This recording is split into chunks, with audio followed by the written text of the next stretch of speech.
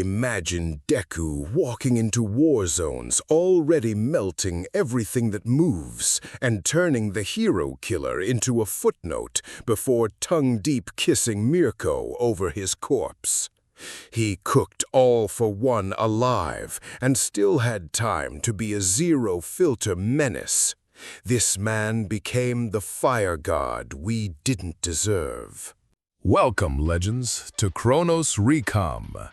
I wrote this story myself, so if you have any suggestions or what-ifs you want to see, drop it in the comments below. Also, just wanted to let you know I've got a Patreon set up now for anyone who wants to support the channel directly. You can get early access to stories, submit direct fan requests, and get exclusive content. It's totally optional, but if you want to help keep these stories coming, check it out. Links in the description. And don't forget to subscribe, like, and hit that bell so you never miss an upload. Let's dive into this story. The underground smelled like rust and desperation. 3 levels beneath a pachinko parlor in Osaka's rotting district, a crowd of 200 screamed for blood. The pit was 60 feet wide, ringed by iron walls stained brown with years of someone else's pain. Fluorescent lights buzzed overhead, casting everything in that ugly yellow that made everyone look half dead already. Money changed hands. Cigarettes dangled from lips.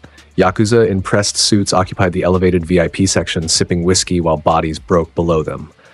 In the center of the pit, a girl with white hair and rabbit ears stood in chains. She was 18, covered in bruises. Her legs, the legs that could shatter concrete, that could launch her 5 stories vertical, that the hero world would one day call the strongest in Japan, were locked in sea-stone alloy cuffs bolted to the floor. Her arms, the same. 4 points of contact. A cross of chains keeping her locked in place, while a line of fighters took turns earning their payday by beating the fight out of her. Rumi Usagiyama did not cry. She never had. But her breath was ragged, and her left eye was swollen shut, and the last man who'd hit her had used a steel pipe across her ribs. 3 were cracked, maybe 4. She could feel them grinding when she breathed. Next! The announcer bellowed from behind bulletproof glass. Who wants to take a swing at the rabbit? 3 million yen for whoever puts her down for good. The crowd roared. Rumi spat blood onto the concrete. Her one good eye swept the arena. 30 armed men ringed the pit. 24 more in the stands. Quirk users, all of them. The kind who sold their abilities to whoever paid highest. She'd been here for 11 days. Snatched off a backstreet after dark. Drugged. Woke up in chains that drained her strength like a wound that wouldn't close. 11 days of fighting without her full power. 11 days of winning anyway, but her body had limits. She could feel them now. The edge of collapse, hovering just behind her ribs, another fighter entered the pit. Big. Quirk that hardened his skin to granite. He grinned at her with yellow teeth. Rumi set her jaw. The crowd chanted. And then, something warm. Not the heat of the underground lights, not the body heat of 200 screaming degenerates. Something different. Something that pressed against the skin like summer and smelled like wood smoke on a clear day. A boy dropped from the ventilation shaft above the pit. He landed light, bare feet on concrete, barely a sound, 12 years old, no shirt, dark shorts, combat boots that didn't match the rest of him, a red beaded necklace resting against tanned collarbones, and on his head, an orange cowboy hat with 2 circular faces, one smiling, one frowning, pressed together like a brand. He straightened up, looked around the pit with wide green eyes full of genuine curiosity, like he'd stumbled into a festival he hadn't heard about. "Oh," he said, tilting his head. "This is way worse than I expected." The crowd went silent. The granite fighter stopped mid-step. The Yakuza in the VIP section set down their drinks. A 12-year-old boy stood in the center of an underground death pit, wearing a cowboy hat and a smile that had no business being there. "Hey!" One of the ring guards raised a shock baton. "Who the hell are you? How did you get in here?" The boy pushed his hat up with one finger. His smile widened. Freckled cheeks, messy green-black hair curling around the brim. He looked like someone's lost kid at a train station, if that kid radiated something that made the air shimmer. "I'm Izuku Midoriya." He gave a small, polite bow. "I heard there was someone down here who needed help. Looks like I heard right." His eyes found Rumi. She stared back. One eye swollen shut, blood on her chin, chains pulled taut on limbs that refused to stop fighting. I don't need help, she snarled. Especially not from a kid. Izuku blinked. Then he laughed, bright and genuine and completely inappropriate for the situation. You've got 3 cracked ribs and your arms are shaking. You need help. Screw you. That's fair. He adjusted his hat. I'll help anyway. 3 guards rushed the pit. Shock batons crackling, the granite fighter charged from the other side, fist raised. Izuku extended his right index finger, pointed it at the first guard like a gun. He gone. A marble-sized ball of concentrated fire shot from his fingertip. Then another. 12 shots in 2 seconds.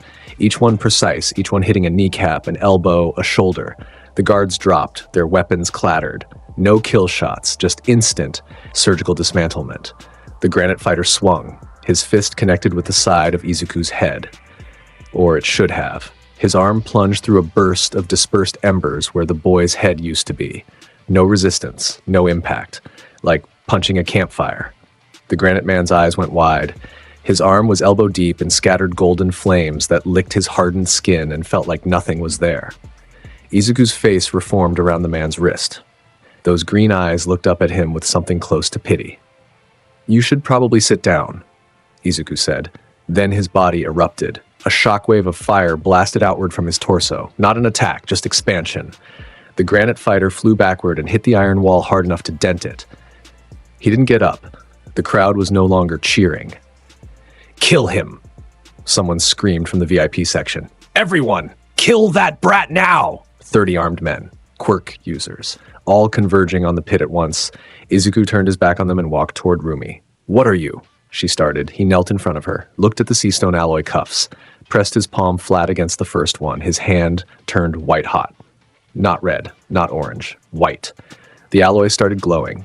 Rumi felt the heat, intense but controlled, narrowed to the metal alone. In 4 seconds, the cuff on her left wrist melted clean through and dripped to the floor in liquid drops.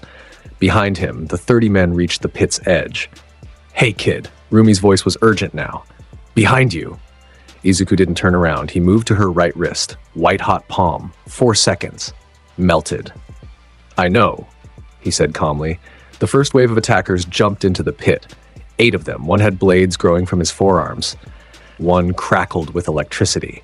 One was pure muscle, quirk-enhanced, 3 times normal size. Izuku freed Rumi's left ankle. 3 cuffs down, 1 to go. Kid! The blade user reached him first. A downward slash aimed at the back of Izuku's neck. The blade passed through his body like it was cutting through smoke. His torso separated into 2 swirling columns of fire. Let the blade pass between them and reformed without a single pause in what his hands were doing. He didn't even look up. The blade user stumbled, off balance, and his eyes went animal-wide. Rumi watched from inches away as this 12-year-old boy melted her last chain with perfect calm, while 8 men attacked him from behind, and their attacks passed through his body like he wasn't real. The last cuff broke. Her right ankle was free. Izuku stood up, turned around to face the fighters, adjusted his hat. Sorry about that, he said to them, like they were the ones being inconvenienced. Give me about 10 seconds. He raised both hands, fingers extended, index fingers out like twin gun barrels. He gone. It was not the same as before. Before was precise. This was volume.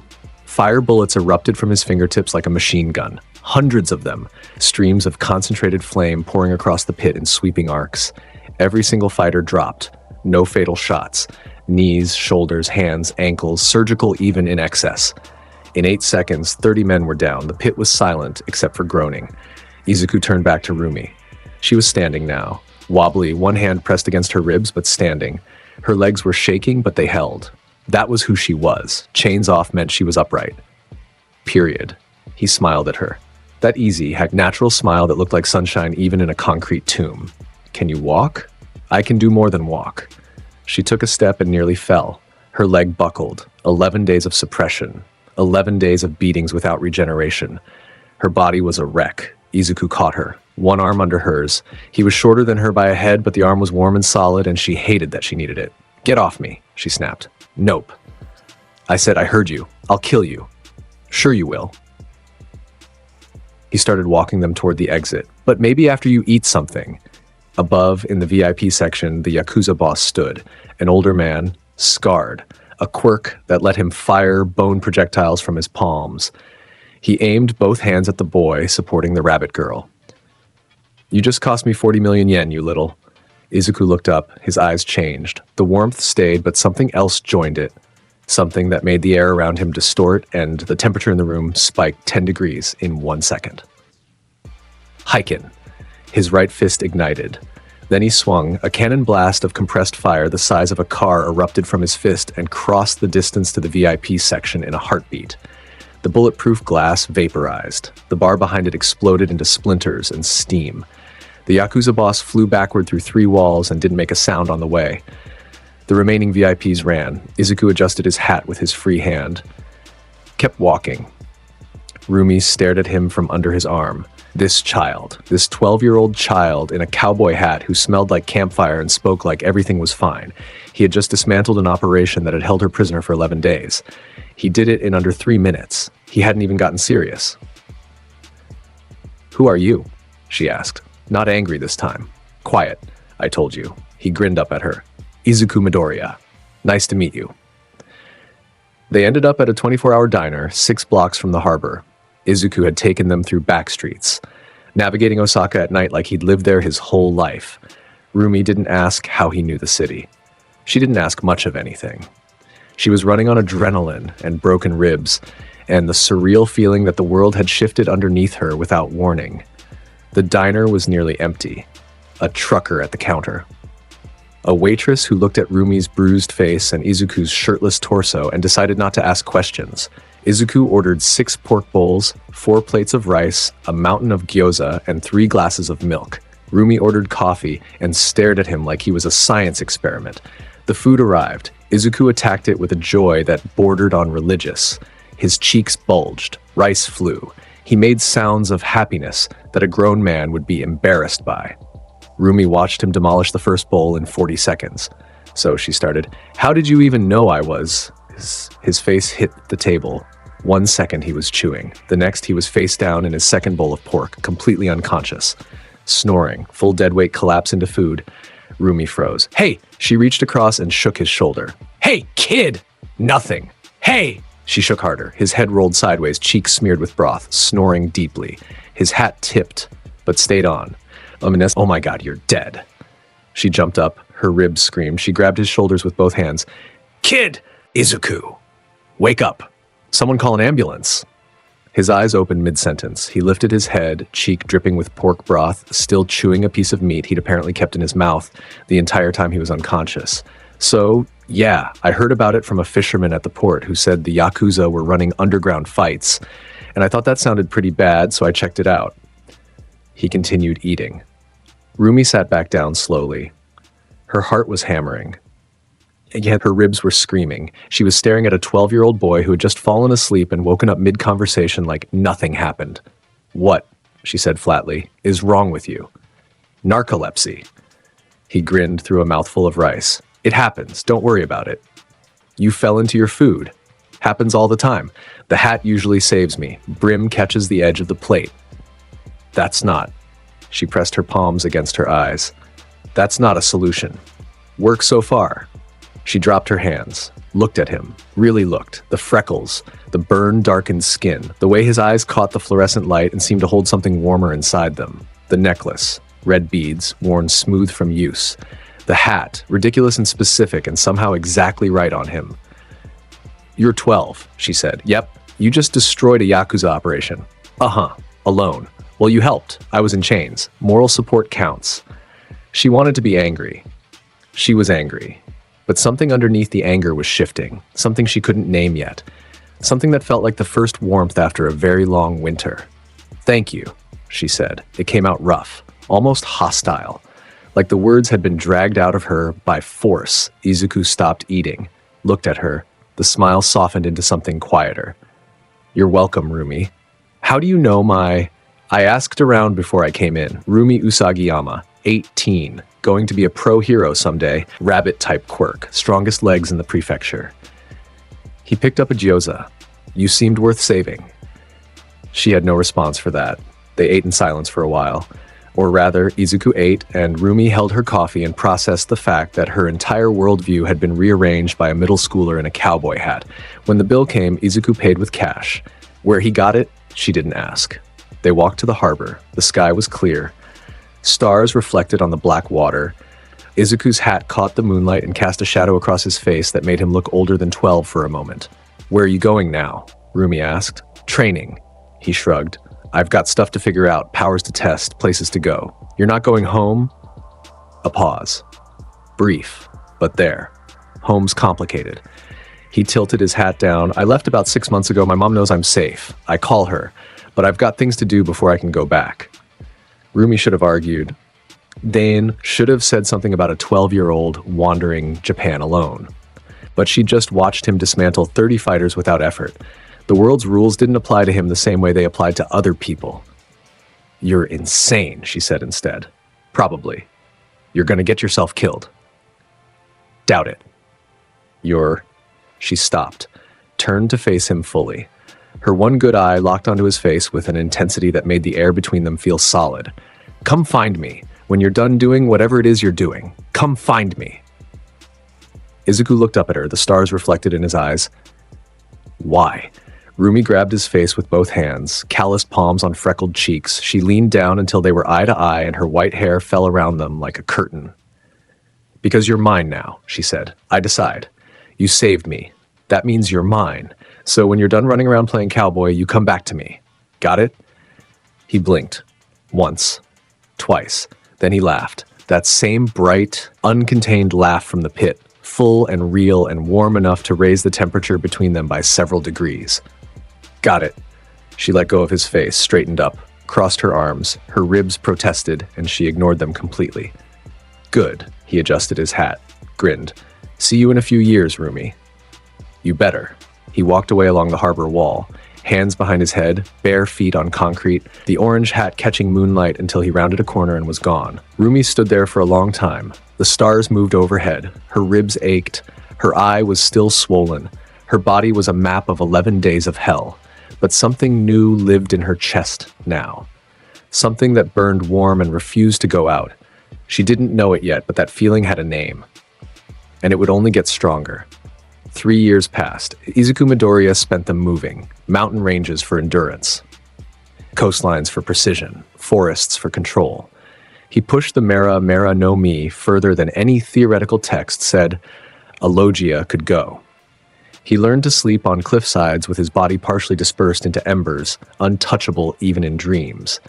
He learned to compress his flames until they turned white, then blue, then something beyond blue that he didn't use because it scared him how easy it was. He ate at every town he passed through. Fell asleep in restaurants so many times that 3 separate diner owners in Hokkaido thought he was dead and called ambulances. He woke up in a hospital once, still chewing tempura from 2 hours ago. The nurses had questions. He answered them politely and left through the window. He called his mother every week. She cried every time. He told her he loved her every time. That never changed. He grew. Filled out. The combat boots got replaced with better ones. The shorts stayed, the necklace stayed, the hat stayed. Always the hat, and somewhere in the back of his mind, always, a rabbit girl with white hair and one good eye who'd grabbed his face and told him he was hers. He was going back for her.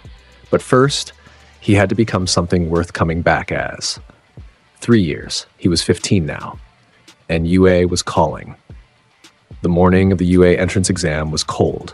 February air bit at exposed skin and made breath visible.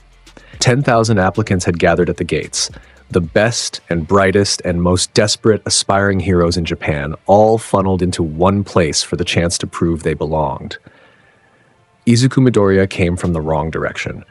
Not from the train station, not from the parking lot, from the mountain path behind the campus that technically wasn't a path at all. He'd been sleeping in a tree on the ridge and woke up when his internal clock told him it was almost time.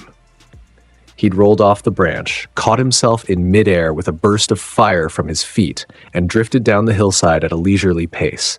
Now he was walking along the campus perimeter, hat tilted low against the morning sun, looking for the entrance. He found people first. A girl with orange hair pulled back in a ponytail, athletic build, confident stance, wearing a headband. Beside her, a guy with silver hair and skin that caught the light like brushed steel. They were studying a campus map together. Izuku approached with his hands in his pockets and a grin already forming. "Hey." He tilted his hat up with one knuckle. Either of you know where the exam hall is? I think I came in through the wrong mountain. The girl, Itsuka Kendo, looked him up and down. No shirt, bare chest in February, an orange cowboy hat, freckles, the absolute confidence of someone who didn't know what nervousness felt like. Through the wrong mountain? She repeated. Yeah, I was sleeping up there. He pointed vaguely at the ridge behind the campus. Great view, though. The silver-haired guy, Tetsu, squinted at him.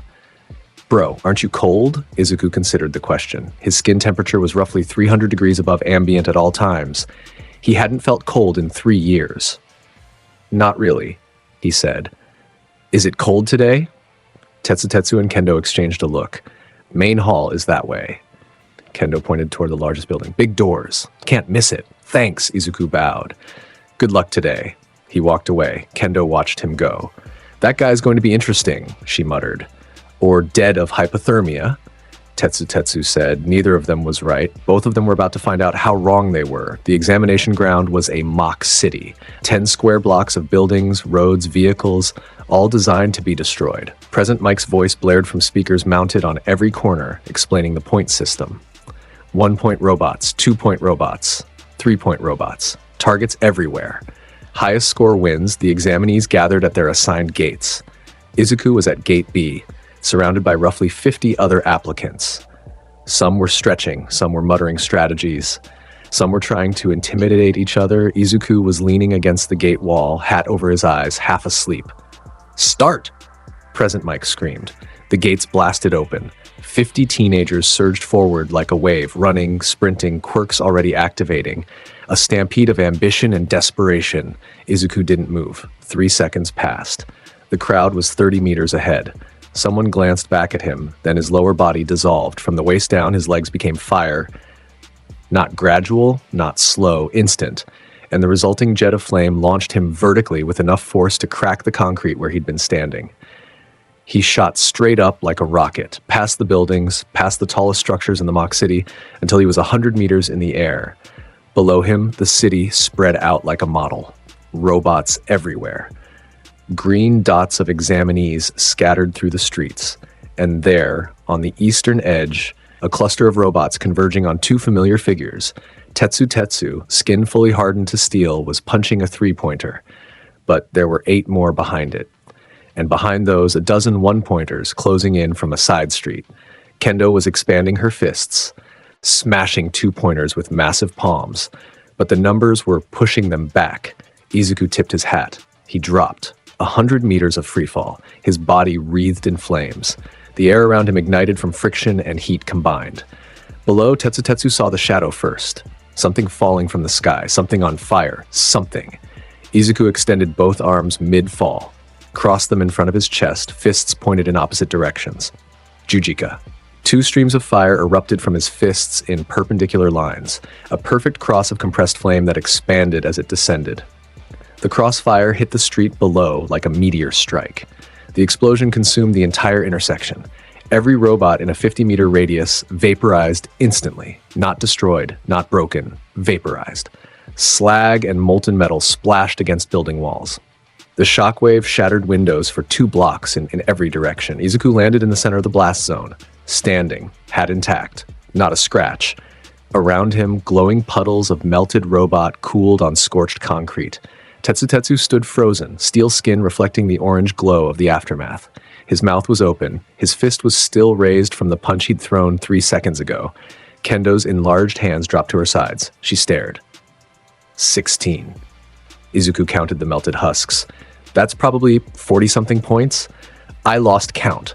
What? Tetsu's voice was very small for a man made of metal. What was that? Jujika. Izuku smiled. Sorry about the heat. Did I get any on you? You. Kendo swallowed. The ground rumbled. Every examinee felt it. The buildings shook. Dust fell from rooftops. And then, from behind the eastern wall, the 0-pointer emerged. It was colossal, 15 stories tall, a mechanical behemoth designed to simulate an unstoppable force. Its shadow covered entire blocks. Examinees ran screaming. Debris rained from buildings as its massive treads crushed streets. It was moving toward the exit gate, the same gate Izuku needed to use. He sighed. Come on. I was heading that way. The robot's sensors locked onto him. It raised an arm the size of a freight train and swung downward. Izuku didn't dodge, didn't move. The arm hit him, or rather, it hit fire. His entire body dispersed into a cloud of embers at the point of impact. The massive metal fist passed through a shower of golden sparks and cratered the ground behind where he'd been standing. Then the embers pulled back together and Izuku reformed, standing on the robot's wrist. He looked up at the zero-pointer's face. Those massive optical sensors stared down at him. "Yeah," he said. "You're in my way." He cocked his right fist back. The flames around it compressed, tightened, became denser and denser until the fire was nearly white and the air around his arm distorted from the heat. Heiken. His fist drove forward. A building-sized column of fire, shaped like a fist, shaped like judgment, shaped like the end of something, erupted from his knuckles and punched clean through the zero-pointer's chest. Out the other side, a perfect circular hole, edges glowing cherry red, straight through 15 stories of armored machinery. The robot's optical sensors flickered. Died. It fell, slowly at first. Then all at once, the ground shook when it hit. Dust clouds billowed outward. The sound was thunder. Izuku hopped off the wrist before it hit the ground, landed light, walked forward, straight through the hole he'd made in the robot's chest. A perfect tunnel of glowing metal, 5 meters wide, leading straight to the exit gate on the other side. He walked through it with his hands in his pockets. The walls of the tunnel still radiated heat around him. He didn't feel it. Why would he? Behind him, 50 examinees stood in various states of shock. In the observation room above the exam grounds, screens flickered. Some cameras had melted. Others were covered in soot. Present Mike sat in his chair with his mouth hanging open, his professional enthusiasm completely abandoned. Recovery Girl had her hand over her heart. "That boy," she whispered. "What is that boy?" Nezu, the small, intelligent principal of UA, leaned forward in his chair, his dark eyes locked on the screen, showing a teenager in a cowboy hat walking through the burning remains of a zero-pointer like it was a hallway. He smiled. "How interesting." Nezu said softly, Izuku received his acceptance letter while sleeping on a park bench in Musutafu. A bird had been trying to build a nest on his hat for 20 minutes before the mailman found him. He was in, obviously, UA high school, hero course. Class 1A, he read the letter, smiled, called his mom. She cried for 45 minutes straight. He held the phone and said, "I love you," 17 times and meant it every single one. Then he called another number, one he'd memorized but never used, one he'd gotten from a mutual contact who knew someone who knew someone. It rang twice. What? The voice on the other end was sharp, aggressive, the voice of someone who answered calls like they were personal attacks. Rumi. Silence. 1 second. 2. 3. "Izuku, I'm back." More silence. Then a sound he'd never heard from her before, a sharp inhale, almost a gasp, covered immediately by a growl. 3 years. Her voice was low, dangerous. 3 years, you absolute bastard. I told you I'd come back. You told me a few years. It's been 3. That's a few. I'll kill you. You can try.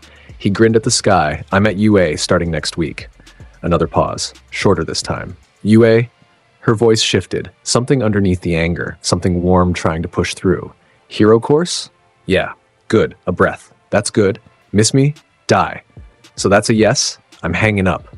See you soon, Rumi. She hung up. Izuku held the phone against his ear for a moment longer, listening to the dead line, still smiling. In her apartment across the city, Rumi Usagiyama, now a licensed pro hero, now ranked, now feared and respected and building the career that Underground Ring had almost stolen from her, pressed her phone against her forehead and breathed. 3 years. That idiot kid in the cowboy hat. He was back. Her chest was doing something it wasn't supposed to do. She ignored it, punched her couch cushion, ignored it harder. It didn't help. First day at UA, Class 1A. Aizawa Shota stood at the front of the room with the dead-eyed expression of a man who had stopped being impressed by teenagers roughly 10 years ago. "Quirk apprehension test," he said. "Field, now. Change into your gym uniforms." Izuku had already fallen asleep at his desk. His hat was over his face, his boots were up on the surface. The seat had been his for approximately 4 minutes, and he'd already made it a bedroom. Momo Yaoyorozu, seated behind him, watched with something between fascination and concern. Is he all right? Probably dead, Katsuki Bakugo said from 3 rows over, glaring at the sleeping figure with the kind of intensity that could start fires of its own. Who the hell is this guy? That's the kid from the entrance exam, someone whispered. The fire one. The one who punched through the 0-pointer? One punch through the 0-pointer. Katsuki's glare intensified, his palms crackled. Aizawa kicked Izuku's desk. The boy's hat flew up, his eyes opened. He looked at Aizawa with the peaceful confusion of someone woken from a nap on a beach. Oh, Izuku said. Morning. Field now. Sure thing, sir. The quirk apprehension test was 8 events designed to measure physical ability enhanced by quirks. 50-meter dash, grip strength, standing long jump, repeated side steps, ball throw, sit-ups, seated toe touch. Endurance run, Izuku participated in all of them the way a cat participates in being herded, at his own pace, in his own way, with complete disregard for how it was supposed to work. The 50-meter dash, his legs became fire and he crossed the line before the timer could react. Time registered 0.8 seconds. The machine printed the number and seemed confused by its own output. Grip strength, he held the device normally and squeezed. His hand heated the metal to near melting. The device read error because the internal sensors fused. Aizawa marked him as exceeds measurement. Ball throw, he tossed it up lightly, then fired a Higan blast at its base mid-air. The ball became a meteor. It left the atmosphere of the testing grounds and the GPS tracker in it stopped transmitting at 4 kilometers altitude. It was later found in the next prefecture. Aizawa showed the class the readings. Infinity symbol where the number should be. The class stared. That's not even physically possible, Yaoyorozu said, voice strained. Apparently it is, Tsuyuasui said, finger on her chin. But the endurance run was where things got absurd. It was a simple track. Run as long as you can. Fastest average lap wins. Most students ran until their quirks gave out or their bodies hit a wall. Even the most physical students tapped out around 20 minutes. Izuku's lower body became a rolling wheel of fire. He lapped the track continuously, lap after lap, effortless. His expression was pleasant. His arms were crossed behind his head. Occasionally he waved at classmates sitting on the sidelines as he passed. At minute 7, the class had stopped paying attention. At minute 12, Aizawa told him he could stop. Izuku passed by. But it's kind of nice. You can stop. One more lap. He fell asleep on the track. His body didn't stop. The fire continued rotating. He was a rolling ball of flame, snoring, circling the track at top speed with his eyes closed and his hat somehow still on his head. The class watched in unified silence. Is he sleeping? Uraraka Ochako whispered. He's sleeping, Kirishima confirmed, dumbfounded. While moving, Tokoyami added. At 200 kilometers per hour, Ida Tenya calculated, voice breaking. Aizawa watched the flaming ball of sleep lap the track 2 more times before it gradually slowed, reformed into a standing Izuku, and he woke up mid-stride. Did I win? He asked. Aizawa checked his clipboard, looked at Izuku, looked at the clipboard again. You scored first in every category. Cool. The rankings went up on Aizawa's tablet. Izuku Midoriya, first place. By a margin that made second place look like last, Katsuki Bakugo stared at the screen. His jaw was tight, his fists clenched, sweat beaded on his palms, not from effort, from rage. 4th place.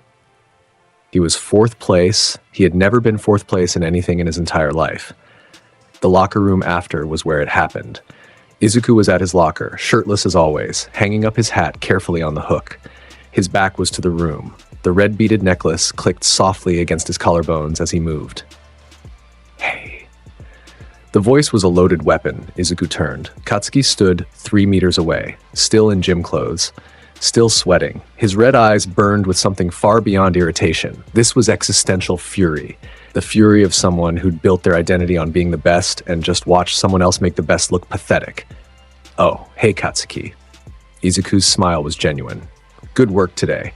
Your ball throw was incredible. The way you focused the detonation into a directional blast, that's genius-level quirk control. Katsuki's eye twitched. That was the worst part. He meant it. The compliment was real. There was no mockery in his voice, no condescension. Izuku Midoriya looked at Katsuki Bakugo and saw someone impressive and wasn't threatened by it at all, which meant he didn't consider Katsuki a rival, which meant he didn't consider Katsuki his equal. Who the hell are you? Katsuki snarled. Where did you come from? I've never heard of you. Nobody has. And you show up with that and act like it's nothing? It's not nothing. Izuku adjusted his necklace. It's just what I can do. That's bull. Nobody's born that strong. Nobody's Katsuki. Izuku's voice was calm, not cold, not dismissive, warm even. You're going to be an amazing hero. Your drive is insane. Your combat instincts are some of the best I've ever seen. I'm not your enemy. Katsuki's fist moved.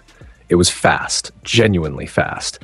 An explosive right hook aimed at Izuku's jaw, the kind of punch that had floored every sparring partner Katsuki had ever faced. The crackling of nitroglycerine sweat detonating on impact. A hit that could shatter concrete. It connected with Izuku's face, or it should have. Katsuki's fist passed into a cloud of dispersed embers. No resistance, no impact. His arm sank in up to the elbow, through where Izuku's head was, into warm nothing. Golden sparks licked his skin but didn't burn. Just warmth, just air. His fist emerged from the back of Izuku's skull, but Izuku's skull wasn't there. His face had dissolved around the punch and reformed on either side of Katsuki's arm. His eyes, still open, still green, still calm, looked at Katsuki from either side of the limb buried in his head. Then Izuku yawned. His mouth opened wide, his eyes drooped. The yawn stretched his face around Katsuki's wrist in a way that should have been physically impossible and was deeply unsettling. Then his eyes closed. He fell asleep, standing up, with Katsuki's fist phased through his head, snoring. Katsuki couldn't move. His arm was inside another person's face. The face was made of warm embers and soft fire, and it was snoring. His fist floated in a space where a skull should be, and there was nothing to hit, nothing to break, nothing to prove himself against, just fire, just warmth. Just a sleeping boy who'd already moved on from this moment. What? Katsuki's voice cracked. For the first time since he was 4 years old, his voice cracked. What are you? Snoring behind them, 3 other students had witnessed the entire thing. Kirishima, Kaminari, Sero. All 3 stood frozen. Kaminari's phone was out. He'd been about to take a post-workout selfie. Instead, he had captured what would become the most discussed image at UA for the entire semester. Katsuki Bakugo with his fist through the head of a sleeping boy in a cowboy hat. The boy who couldn't be touched. Bro, Kirishima whispered. Katsuki ripped his arm back. Izuku's face reformed instantly, fully solid, fully asleep, still standing, still snoring. Katsuki stared at his own fist, opened and closed it. There was no heat damage, no burns, just the warmth of a campfire. He turned on his heel and walked out of the locker room without a word. Behind him, Izuku's eyes opened. He stretched his arms above his head, looked around. Did I miss something? 2 weeks into the semester. Class 1A was settling into routine, or trying to. Having Izuku Midoriya in your class made routine impossible. He slept through lectures, passed every exam with perfect scores anyway, answered questions with casual accuracy that suggested he'd absorbed the material through osmosis. He was polite to everyone, genuinely kind. He remembered names, asked about people's days, shared his lunch with anyone who looked hungry. But the gap was visible. In combat training, in simulations, in every exercise that involved power, the gap between Izuku and everyone else was a canyon, not a hill, not a slope, a canyon with no bridge and no bottom. The teachers knew it, the students knew it, Izuku knew it but never mentioned it. The only person who refused to accept it was Katsuki, and his refusal made him train harder than anyone else in the class, which was its own kind of respect, though he would die before admitting it. 13 days after classes started, a Tuesday morning, the schedule read, rescue training. USJ facility, the bus ride was normal. Izuku sat in the back with his hat over his face, sleeping. Tsuyu sat nearby, watching him with her usual directness. Midoriya, she said. Nothing. Midoriya. Snoring. Izuku. One eye opened under the hat. What does it feel like when people pass through you? He pushed his hat up. Thought about it genuinely. Like a warm breeze going the wrong way. Not bad, just weird. Does it hurt? Nothing physical hurts me. Tsuyu's finger touched her chin. Nothing made of matter. He shrugged. Fire can't punch fire, sword can't cut smoke. That seems unfair. Probably. He yawned. But I didn't choose it. Might as well use it. The bus arrived at USJ, the unforeseen simulation joint, a massive domed facility with multiple disaster zones inside, ruins, flood zones, collapse areas, fire zones, and at the center, a wide plaza with a water fountain. 13, the space hero began explaining the facility's purpose, and then reality broke. The fountain in the central plaza flickered. Warped. A dark purple mist expanded from nothing, a gate, a portal, something that shouldn't be there. From the portal they poured out villains, dozens of them, then more, then more. A flood of bodies emerging from dark mist into the center of the USJ. Varied sizes, varied quirks, varied levels of malice on their faces. At the center of the horde, a man covered in severed hands, scratching his neck, and beside him a towering black creature with an exposed brain and a beak that split its face. The Nomu, Aizawa's scarf unfurled, his eyes turned red. Everyone stay back. 13. Protect the students. He launched himself down the stairs toward the villain horde alone. Everything happened fast after that. The warp villain, Kurogiri, appeared at the entrance, cutting off the students' escape. His mist expanded. Portals opened beneath students' feet. The class was scattered, teleported to different zones across the facility in groups of 2 and 3. Izuku felt the mist beneath his boots, felt the pull. His eyes opened fully for the first time that day. He reformed his lower body into fire instinctively, but the warp had already deposited him elsewhere before he could fly clear. Water. He landed on the deck of a sinking ship in the shipwreck zone. Open water on all sides, artificial waves lapping at rusted metal, and around the ship circling like sharks, villains in the water. Quirk users built for aquatic combat. Gills, fins, scaled skin, tentacles. At least a dozen of them, surfacing and diving in patterns that screamed ambush. Beside him on the deck, Tsuyu Asui and Minoru Mineta. Mineta was already crying. "We're gonna die! We're in water! Your quirk is fire! Fire and water! We're dead!" Tsuyu looked at the water, looked at Izuku. Her expression was unreadable, but her eyes were calculating. "He has a point," she said flatly. "Water seems like a disadvantage for you." Izuku stood at the ship's railing, looked down at the lake. The villains circled below the surface, confident in their element. One surfaced briefly, a man with shark-like features, and grinned up at the students. "Fireboy, huh?" the shark villain laughed. "You landed in the wrong zone, kid. Can't burn water." Izuku pushed his hat up, looked at the water, tilted his head. "Can't burn water," he repeated thoughtfully. "That's true." He crouched down, pressed both palms flat against the ship's railing. "But I can boil it." His hands erupted, not with flame, with heat. Pure, concentrated thermal energy poured from his palms through the metal railing into the ship's hull, and through the hull into the water surrounding it. The effect was immediate. Bubbles, small at first, then larger. The surface of the water began to churn. Steam rose in wisps, then in columns. The shark villain's grin vanished. His skin prickled. The water around him was getting warmer. Fast. What the? Izuku pressed harder. Poured more. His body glowed from within, his internal temperature spiking as he channeled everything into the water through the ship's metal body. The lake boiled. Not gradually. Not with warning. One moment it was water. The next it was a churning, screaming cauldron of superheated liquid that seared the skin of every villain submerged in it. Their screams broke the surface along with the steam. 12 villains thrashed toward the edges of the zone, climbing over each other to get out of the water. Their aquatic advantages meant nothing when the water itself became the weapon. In under a minute, every villain in the shipwreck zone was either unconscious at the shore or scrambling out of the lake in burnt agony. The ship rocked in the turbulent, boiling water. Steam clouds rose thick enough to obscure the ceiling. The zone had become a sauna from hell. Tsuyu stood very still. "That," she said quietly, "is terrifying." Mineta had fainted. Izuku stood up from the railing, dusted his palms. The metal beneath them glowed orange where he'd touched it. "Sorry about the steam." He rubbed the back of his neck. "It's going to be humid in here for a while."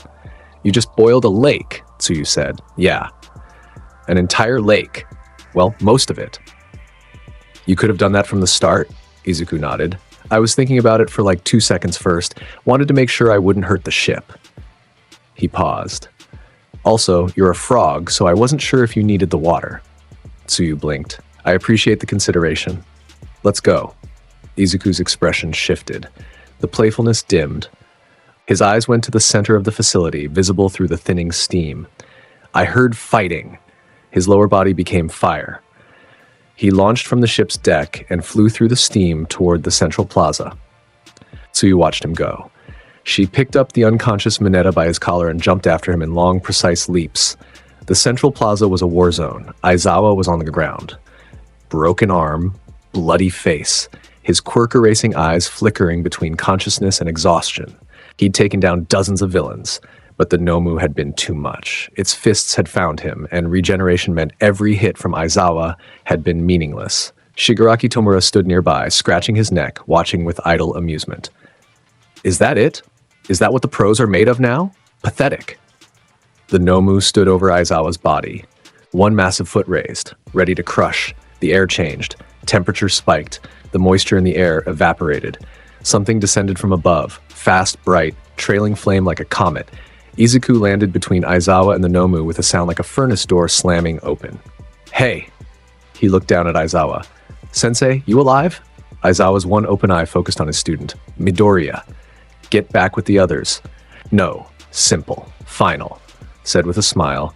Izuku straightened up and faced the Nomu. 6 feet of bioengineered muscle, shock absorption, and regeneration. Built to kill all might. Built to be unstoppable. It didn't matter. Izuku raised one hand, fingers spread. 1,000 tiny embers drifted from his palm like dandelion seeds caught in an updraft.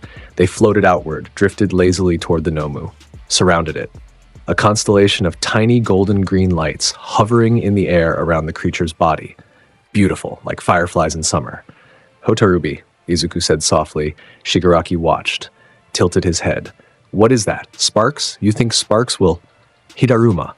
Every ember detonated simultaneously. 100 points of explosion converging on a single target. The chain reaction was catastrophic, a sphere of concentrated fire and force that consumed the Nomu completely. The blast wave cracked the concrete plaza in spiderweb patterns. Shigaraki was thrown backward by the shockwave alone, skidding across the ground, his shoes leaving trails in the dust. The Nomu flew. Hit one wall, went through it. Hit the next, went through it. Hit the third. Embedded 3 concrete walls, shattered. The creature was still alive, regeneration pulling it back together, but it wasn't standing. It wasn't moving. It was stuck in a crater of its own making, its body rebuilding from damage that would have killed anything without supernatural healing. Shigaraki stood up slowly. His posture had changed. The idle amusement was gone. The scratching had stopped. He was looking at Izuku the way prey looks at a predator it didn't know existed. What? Shigaraki's voice was quiet, stripped of arrogance. What are you? Izuku turned to face him. Hat intact, necklace swinging, eyes bright and calm and absolutely certain. A student, Izuku said. You're attacking my school. Behind them, on the upper level, the doors burst open. All Might arrived, the symbol of peace. Fury on his face, power in his stride, ready to save everyone. He stopped, looked down at the plaza, the unconscious villain army, the embedded Nomu, the 15-year-old boy standing in the center of it with his hands in his pockets and embers still floating in the air around him like a crown. All Might had arrived to save the day. The day was already saved. Kurogiri opened a portal. The villains retreated, not because of All Might, but because of what they'd seen a student do to their ultimate weapon. Izuku crouched beside Aizawa. Sensei, help is coming. Aizawa looked at him with an expression Izuku had never seen on the man's face before. Not irritation, not fatigue, not the professional disinterest he wore like armor. Respect, quiet, unguarded respect. You didn't need my permission, Aizawa said, voice rough. No, sir. Izuku smiled. But I respect you enough to ask anyway. Aizawa closed his eye. Get me, recovery girl. Yes, sir. The aftermath of USJ shook UA to its foundations. A villain attack on school grounds, a bioweapon designed to kill the #1 hero. The security implications alone required weeks of meetings and restructuring, but the whispers in the halls were about something else entirely. Izuku Midoriya had fought the Nomu, not All Might. A first-year student, and he hadn't been desperate, hadn't been pushed to his limits, hadn't sacrificed anything. He'd walked into the fight, deployed 2 techniques, and sent a creature built to kill All Might through 3 walls.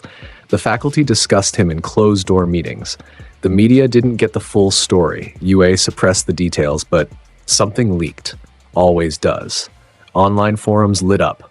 The fire kid at USJ. Shaky witness descriptions, no footage, just whispers. Izuku slept through all of it, literally. He was found asleep on a bench outside Recovery Girl's office when the police tried to interview him. They let him sleep. The sports festival was announced 2 weeks after USJ. In any other year, this was about exposure. Young heroes showing their abilities to agencies for future internship opportunities. A chance to be seen, a chance to establish yourself. For Class 1A this year, it was a statement. We were attacked. We survived. We're stronger for it. Izuku heard the announcement and immediately fell asleep on his desk. Uraraka shook him awake. Midoriya, the sports festival, aren't you excited? He blinked, stretched. Is there food? It's a combat tournament. Yeah, but is there food between the rounds? Probably. Then I'm excited. The UA Sports Festival drew millions of viewers.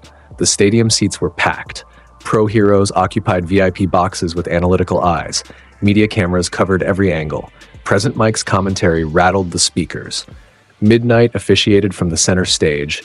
The opening event was an obstacle race. Modified, different from previous years, because Nezu had changed the format specifically to see what Izuku would do with it. Not that he'd ever admit that.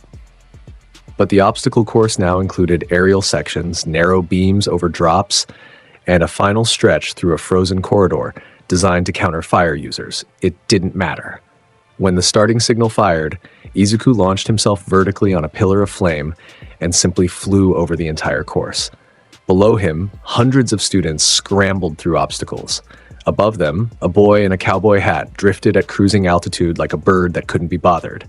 He reached the frozen corridor, looked down, smiled, flew over it, landed at the finish line before anyone else reached the halfway point. Present Mike's commentary broke. Did he just fly over the entire... What are the rules on that? There's no rule against flying, Aizawa said flatly from the commentary booth. But he finished first? That's how racing works. Izuku was asleep at the finish line when second place arrived. The cavalry battle, the second event, was meant to be strategic. Teams of 4, headbands with points. Steal or defend. The person in first place from the previous event wore a 10 million point headband. Izuku wore the 10 million point headband. He stood alone in the center of the field.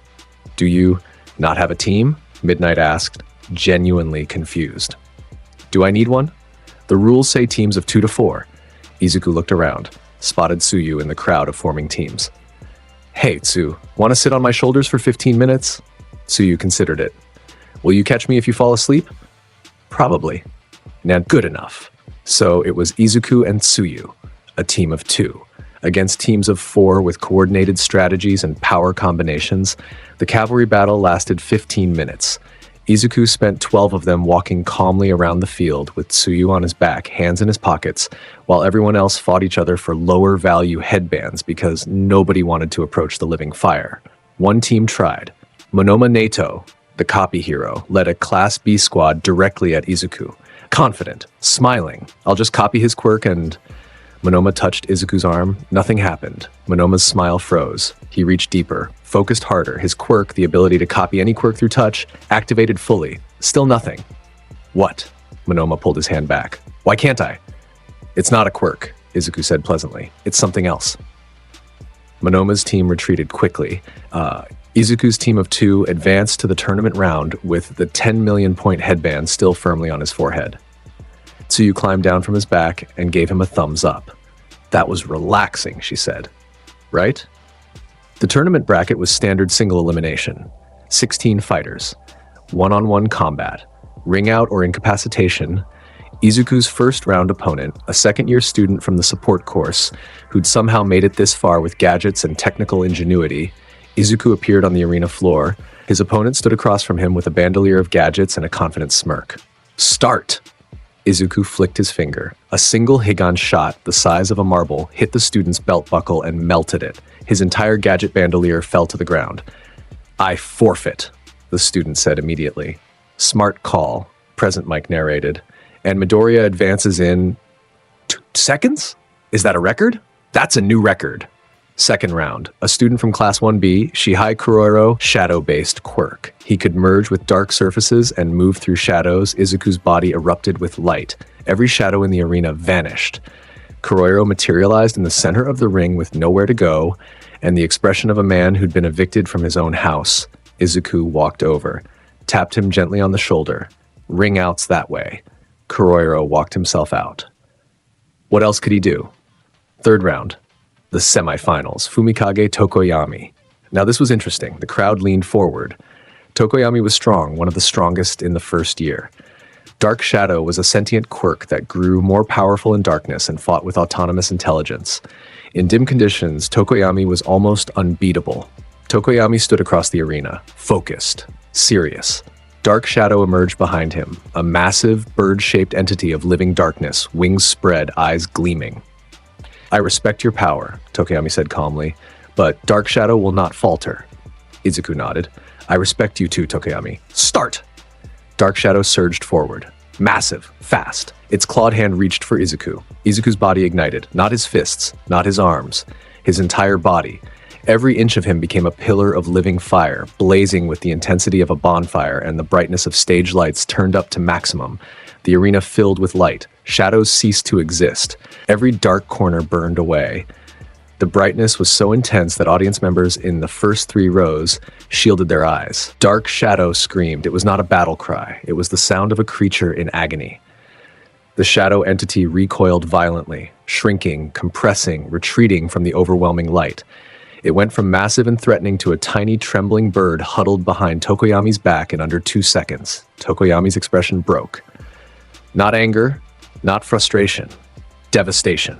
Dark Shadow whimpered behind him, reduced to nothing by the sheer radiance of Izuku's existence. The light dimmed.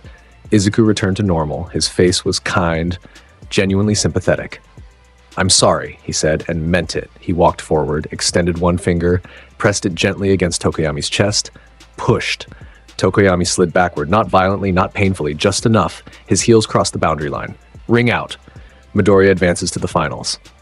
The crowd erupted, not just because Izuku won, because of how he won, with overwhelming power and complete mercy in the same breath. The fireboy with the cowboy hat who could have incinerated his opponent and instead chose a gentle push. Tokoyami stood outside the ring. Dark Shadow reformed slowly behind him, still trembling. He looked at Izuku across the boundary line. "Thank you," Tokoyami said quietly, "for the restraint." Izuku tipped his hat. The finals. Izuku Midoriya versus Katsuki Bakugo. The stadium was at capacity. 60,000 people in the stands. Millions more watching on screens across Japan. Pro heroes had abandoned their patrols to watch. The commentary booth was operating at maximum volume because Present Mike physically could not contain himself. This is it, folks, the final of the UA Sports Festival. On one side, the explosive fury of Katsuki Bakugo. On the other, the untouchable inferno Izuku Midoriya. Both first years, both monsters. Let's go. Katsuki walked to his position. His face was stone. His palms crackled with barely contained detonation. He had fought his way here through 3 opponents with maximum aggression and 0 hesitation. His semifinal against Todoroki Shoto had ended when Katsuki's relentless pressure forced the ice user out of the ring in under 2 minutes without Todoroki ever using his fireside. Katsuki was at his ceiling. Training after USJ, training after the apprehension test, every single day since that moment in the locker room when his fist phased through a sleeping boy's head. He'd been building to this. Izuku walked to his position, hat tilted, necklace swinging, eyes warm. He rolled his shoulders, popped his neck, and gave Katsuki a genuine smile. "Let's have fun, Katsuki. Shut up." Katsuki's voice was low, controlled, more dangerous than screaming. "I'm gonna hit you. You can try. I will hit you." Izuku's smile didn't waver, but something in his eyes shifted, a spark, a flicker of challenge accepted. "Then show me." "Start." Katsuki exploded forward, literally. The detonation from his palms propelled him across the arena at fighter jet speed. He closed the distance in a blink, right gauntlet raised. He'd been saving his biggest blasts for this. The gauntlet was loaded, built specifically to concentrate and amplify his explosions. He pulled the pin. A concentrated beam of explosive force erupted from the gauntlet, a directed blast that carved a trench in the arena floor and hit Izuku dead center with enough force to level a building. Dust. Smoke. Debris. The crowd held its breath. The smoke cleared. Izuku stood exactly where he'd been. His body was partially dispersed, his torso a swirling cloud of embers where the blast had passed through him. The embers pulled back together, his face reformed, his smile was still there. "Good power," he said. "Seriously, that was impressive." Rag! Katsuki came in again, close range this time. Rapid-fire palm explosions, left, right, each one detonating on contact with Izuku's body. Each one passing through, embers scattered and reformed. scattered and reformed. Katsuki was punching fire and every blow went through, and Izuku wasn't even retreating. "Hit me," Katsuki snarled between detonations. "Fight me!" Izuku caught Katsuki's wrist. Solid. His hand was real and his grip was iron. Katsuki froze. The shock of making contact. The shock of being touched back. "Okay," Izuku said. He flicked Katsuki in the forehead with his free hand. Just a flick. But the flick carried heat, not burning, just warm, and enough force to make Katsuki stagger back 3 steps. "Don't play with me," Katsuki roared. "Give me everything, or I'll make you." He launched himself skyward, explosions propelling him high above the arena, spinning, building momentum. The crowd recognized the move. They'd seen him use it in the semifinals. Howitzer impact.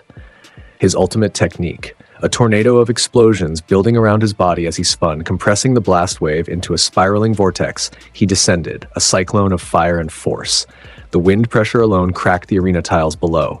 The heat was intense enough that students in the front rows felt it on their faces. Katsuki's scream was lost inside the tornado of his own making. Howitzer impact. The attack hit. The arena floor shattered. A dome of explosive force expanded outward in a hemisphere of destruction that forced the barriers to activate. Concrete flew. Dust blinded cameras. The shockwave rocked the stadium. Every person in 60,000 was on their feet. The dust settled. Katsuki stood in the center of a crater. Breathing hard, gauntlets smoking. The arena around him was wrecked. A bowl of cracked concrete and scorched earth. And in front of him, Izuku. Standing in the crater, body completely intact, embers still lazily drifting back into formation where the tornado had scattered them. His hat was slightly tilted. He straightened it. "That was incredible," Izuku said, and his voice carried genuine admiration. "Katsuki, you're incredible." "Stop complimenting me and fight back." Izuku's eyes went to the sky. Thoughtful, like he was considering something. "You said something interesting, he said conversationally. "When you were spinning, you said something about oxygen feeding the explosion." Katsuki's chest heaved. "So what?" "So you understand combustion. You understand fire." Izuku looked back at him. "But there's a difference between understanding fire and being fire." He raised his right arm. Above them, above the stadium, the air began to distort. Heat waves visible to the naked eye. The temperature in the arena climbed. Not from the ground, from above. Something was forming in the sky. Light gathered. Compressed, concentrated into a single point above Izuku's raised fist. A sphere, growing, brightening, heating. The cameras started blowing out, one by one, the light too intense for lenses. The audience shielded their eyes. Pro heroes in the VIP section stood. Some stepped back. The sphere grew, 3 meters wide. 5, 7, a miniature sun hanging above the stadium, casting everything in orange-white light that eliminated every shadow in a mile radius.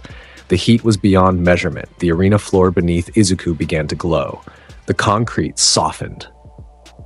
"You're right about oxygen, Katsuki," Izuku said, his voice somehow carrying over the roar of the forming star above him. "Oxygen feeds flame. But I am the flame." He looked at Katsuki with something that wasn't hostility, wasn't mockery. It was a gift of seeing exactly what he was facing so that Katsuki could never again wonder. Daienkai. Entei. The sun fired, not at Katsuki. Izuku wasn't a killer. The sphere of condensed fire launched from his raised fist at a 45-degree angle, upward and forward, passing over Katsuki's head close enough that the shockwave alone was devastating. The sound barrier shattered. A sonic boom rolled across the stadium and rattled every bone in 60,000 bodies. The wind pressure from the sphere's passage created a vacuum behind it that sucked the air from Katsuki's lungs and the ground from under his feet. He flew backward, not from a hit, from the absence of air where the attack had traveled. Katsuki's body left the arena boundary, sailed over it, hit the wall beyond it, slid down. The sphere, Entei, continued upward and detonated high above the stadium in the open sky. A second sun, blinding. The brightness lasted 3 seconds.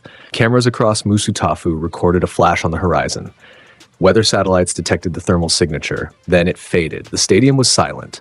Izuku stood in the center of a ruined arena. His hat was back in place. His body was calm. No strain, no exhaustion, no aftermath. He lowered his arm. "Ring out," Midnight announced. Her voice trembled, just slightly. "Winner, Izuku Midoriya." One person started clapping, then another. Then the dam broke and 60,000 people screamed. The podium ceremony was something. Izuku stood at the top, gold medal. He was smiling, but his eyes were already drooping. Below him, Katsuki in second place. Not chained, not muzzled, just quiet. He stood with his arms crossed and his eyes forward and something broken in his expression. Not his pride. That was still there, furious and burning. Something else. The certainty that he knew where the ceiling was now. And it was far, far above him. Third place. Tokoyami. Calm. Accepting. The cameras rolled. Reporters shouted questions. Heroes discussed what they'd seen. In the VIP section, All Might stood with his hands at his sides. His sunken eyes were fixed on the boy at the top of the podium. The boy who had just created a miniature sun at 15 years old and fired it like it was nothing. "What are we looking at?" he murmured to himself. Not worried, not threatened. Just awed. The way one might look at the ocean and realize they'd only ever seen puddles. Beside him, Nezu sipped tea. That, All Might, is the future, whether we like it or not. Aizawa watched from the commentary booth. His arm was still in a cast from USJ. His expression was what it always was. Tired, dry, professionally indifferent to miracles. But his pen had stopped writing in his notebook, and the last thing he'd written was a single word, monster. Not as an insult, as a fact. On the podium, a reporter was mid-question. "Midoriya-kun, how does it feel to—" Izuku's head dropped. His eyes closed. His body stayed upright, but his consciousness departed completely, snoring. On the podium, during the ceremony. On live national television, the reporter stared. Present Mike burst out laughing in the booth. The crowd lost it. 60,000 people watching a teenager in a cowboy hat and gold medal sleep standing up while fireworks went off behind him. Midnight poked him with her whip. "Midoriya? Midoriya!" Snoring. Katsuki, from the second place podium, stared at the sleeping form of the person who just ended his entire existence. The absolute disrespect of falling asleep during the aftermath of your own dominance, he wanted to scream. He wanted to fight. He started laughing. Not loud, not kind. A quiet, broken laugh. The laugh of someone who'd just been shown the stupidest, most unfair, most absolute display of power he'd ever witnessed, and the person responsible was taking a nap about it. "You absolute bastard," Katsuki said, too quiet for cameras to catch. And somewhere in those words was the first seed of something that wasn't rage, something that might eventually grow into something else. After the sports festival, the internship offers poured in. Every major agency in Japan sent offers to Izuku Midoriya. Endeavor's agency, Best Genist, Hawks, Edgeshot, Gang Orca. The numbers were historic, more offers than any single student had received in UA's recorded history. Izuku rejected all of them. He chose one agency, the one that hadn't needed to send an offer because it was already decided 3 years ago. Mirko Hero Agency.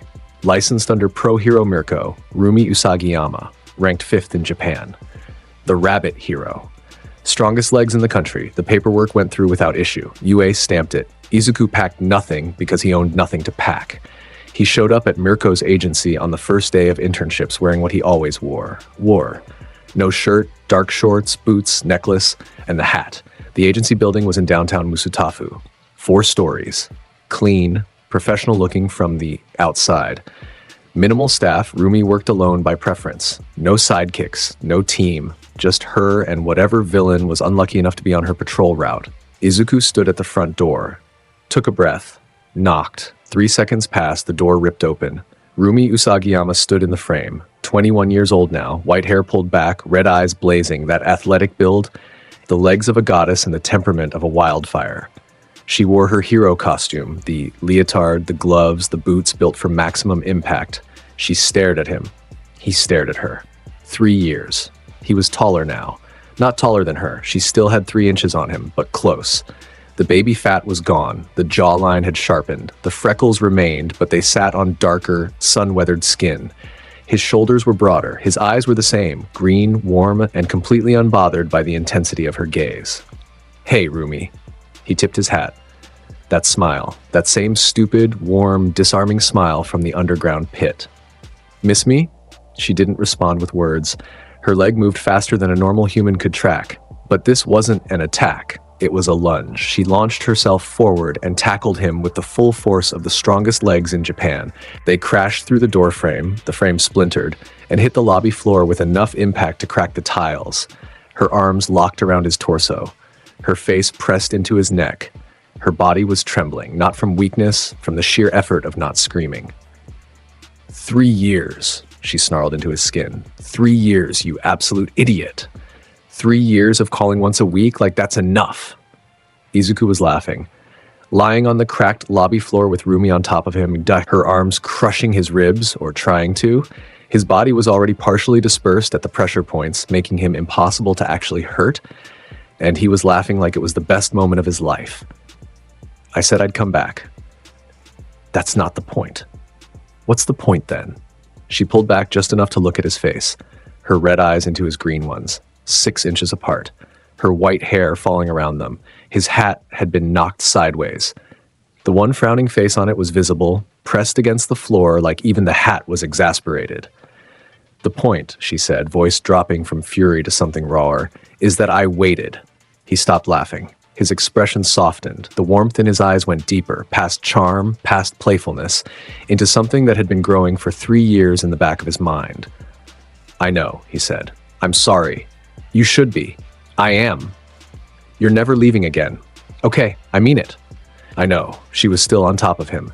In the lobby of her own agency, the front door was destroyed. Tiles were cracked. Somewhere in the back office, her one receptionist, a terrified young woman named Yuki, was pretending she couldn't hear anything. Rumi pushed herself up, stood, extended a hand. Izuku took it, let her pull him to his feet. His hat was crooked. He fixed it. She watched him fix it with an expression that fought between wanting to hit him again and wanting to never let him out of her sight. You watched the sports festival, he said. Not a question. Obviously. And you're a show-off. Coming from you, I've earned the right to show off. So have I. He grinned. She punched his shoulder. Her fist went through dispersed embers. She hated that. Loved it. Hated that she loved it. Stop doing that. It's involuntary sometimes.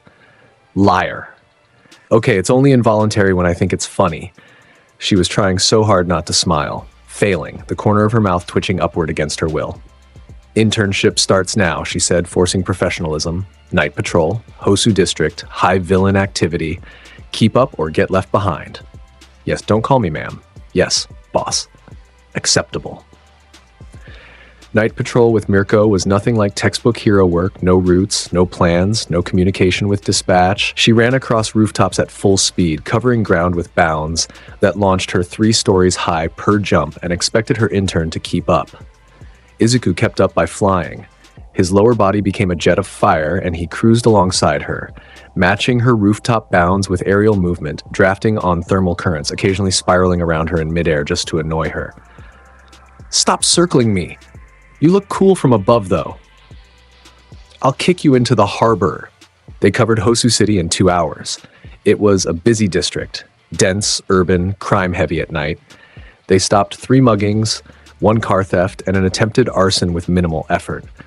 Rumi handled most of it with single kicks that sent criminals into walls, while Izuku dealt with the ones who ran by cutting off escape routes with walls of fire. They worked well together. Absurdly well. No communication needed. She went high, he covered low. She charged forward, he blocked retreat paths. She kicked, he caught. 3 years apart, and they moved like they'd been training together daily. The criminals they caught had no idea what hit them. A 6-foot rabbit woman with legs that hit like artillery and a fire boy in a cowboy hat who could appear anywhere, set anything ablaze, and couldn't be touched. It was overkill in the best possible way. Between encounters, they sat on rooftops and talked. The underground ring, Rumi said, legs dangling over the edge of a 30-story building. After you left, I went back. Izuku sat beside her. His hat caught the city lights. Back to the ring? To what was left. The police followed up after your little bonfire, found the place gutted, half-melted walls, fused metal, Yakuza scattered. She looked at him sidelong. They listed it as a gas explosion. Convenient. You were 12, yeah. You destroyed a Yakuza operation at 12. They had you chained up. His voice was simple, factual. That wasn't okay. Rumi looked at the city below them, lights stretching to the horizon, heroes on patrol, villains in shadows, the machinery of a society built on people with power deciding how to use it. I was going to die in there, she said, not with self-pity, with honesty. Another week, maybe 2. My body was done. The sea stone was killing me slowly. Izuku didn't respond immediately. He let the weight of it sit between them. "I know," he said finally. "That's why I didn't wait to make a plan." She turned to him.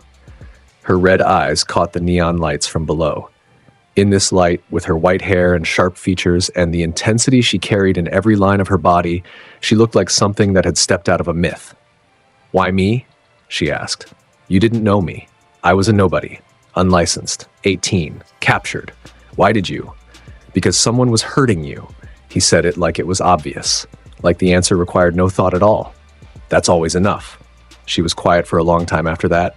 Then she shoved him off the building.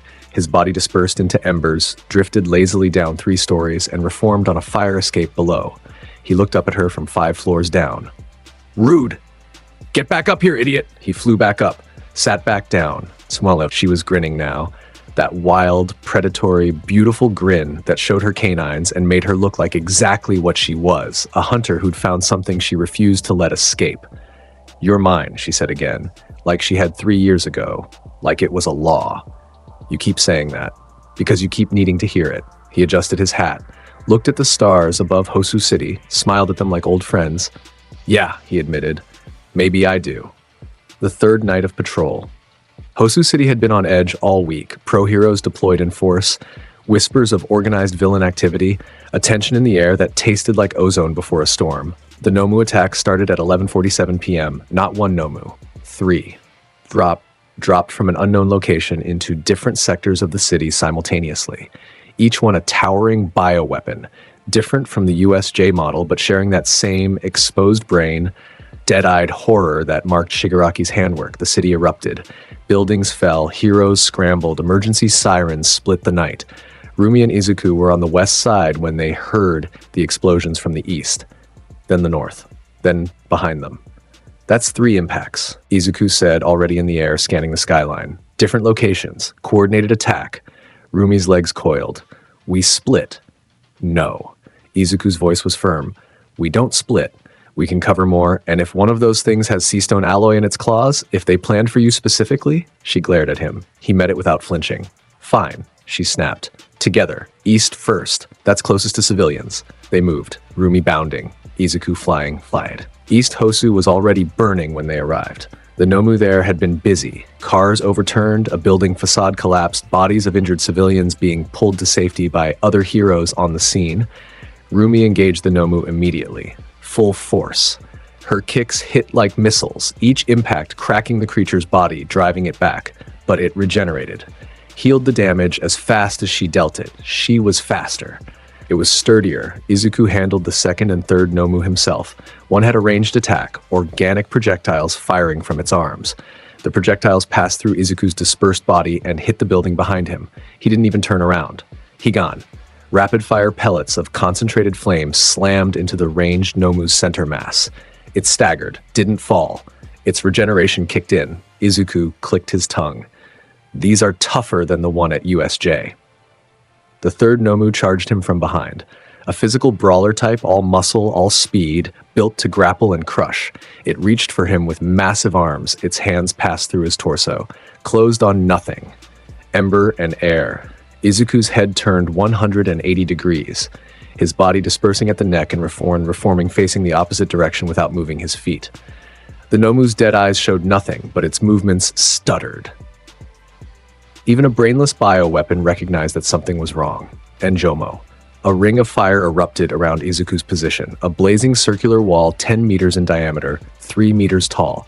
Both the ranged and the brawler Nomu were inside the ring with him. Trapped, Izuku raised both arms. Fire gathered, compressed. Kagero. A vortex of searing flame erupted from his hands. Not a blast, a continuous spiraling torrent that he swept across both Nomu simultaneously. The heat was beyond measurement. The air inside the fire ring became an oven.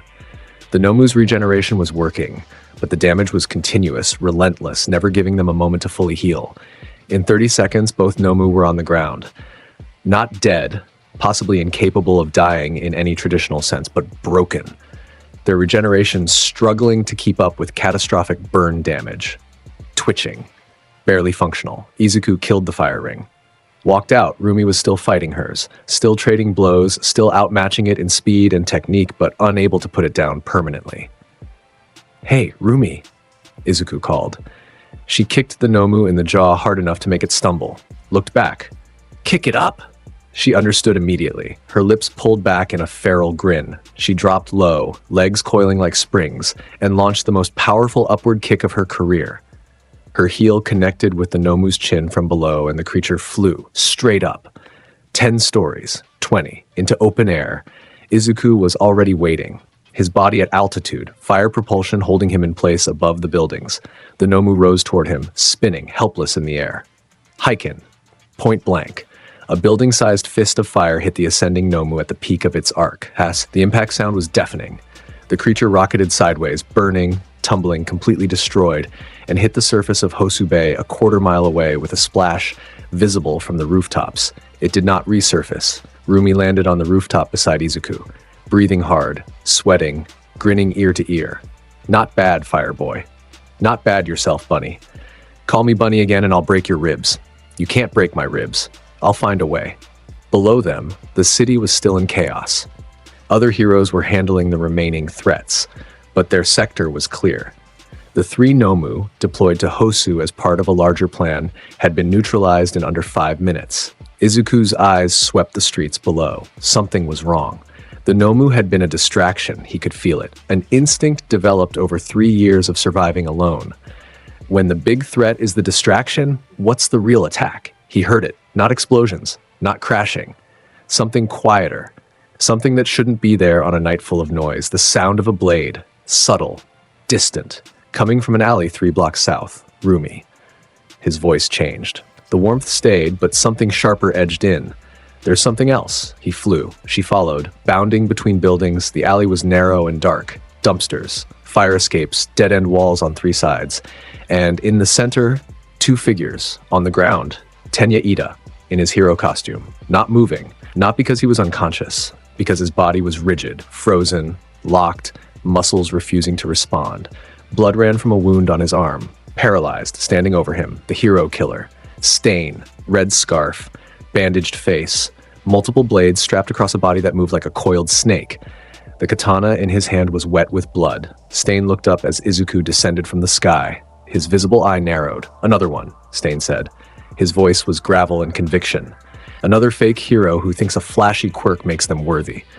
Izuku landed at the alley's entrance, light, quiet, his hat cast a shadow over his eyes. Ida.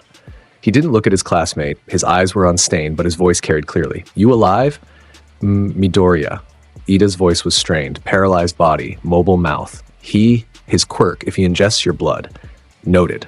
Stain moved. Fast. Faster than any normal human had a right to be. The katana slashed across Izuku's chest, a diagonal cut that should have opened him from shoulder to hip. The blade passed through, embers scattered where his torso was cut. The katana met no resistance. Stain's momentum carried him forward through Izuku's dispersed body and out the other side. He spun. Threw a short knife, a tanto, at Izuku's back. It passed through. Clattered against the alley wall behind him, no blood to collect. No wound to inflict. No paralysis trigger. Stain's eye went wide. "Intangible," the hero killer breathed. "Yeah." Izuku turned to face him. "That's going to be a problem for you." Stain's grip tightened on his katana. His philosophy, his mission, depended on being able to cut, to bleed, to trigger his quirk. Without blood, without contact, he was just a man with good reflexes and sharp metal. "A true hero does not hide behind invincibility," Stain said. "A crutch. That's all you are." Izuku tilted his head. "Maybe, but I'm not going to let you kill my classmate while I debate philosophy."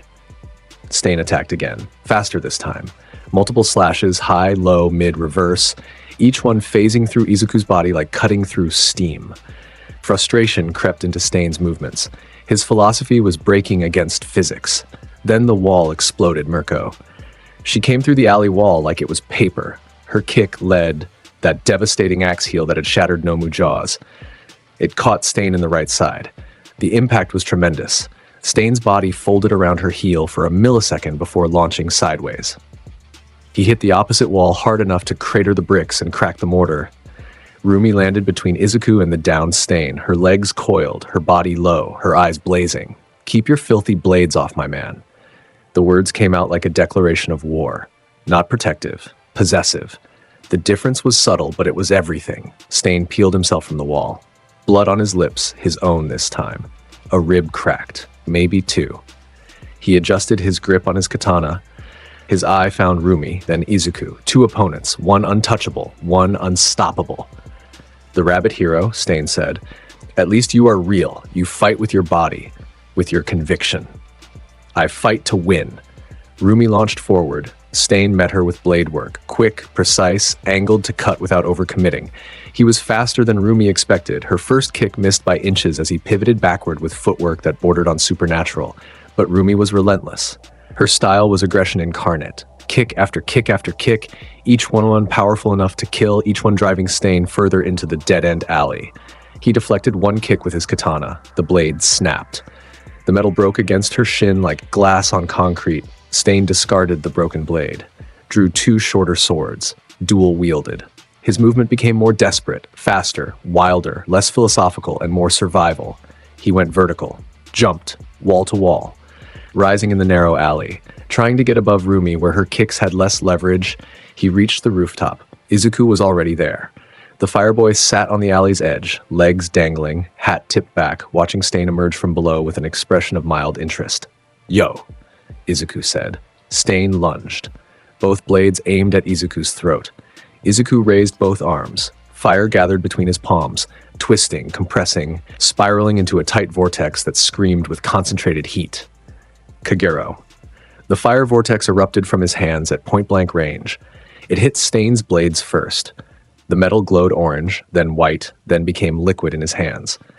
Molten steel dripped from Stain's melting hilts.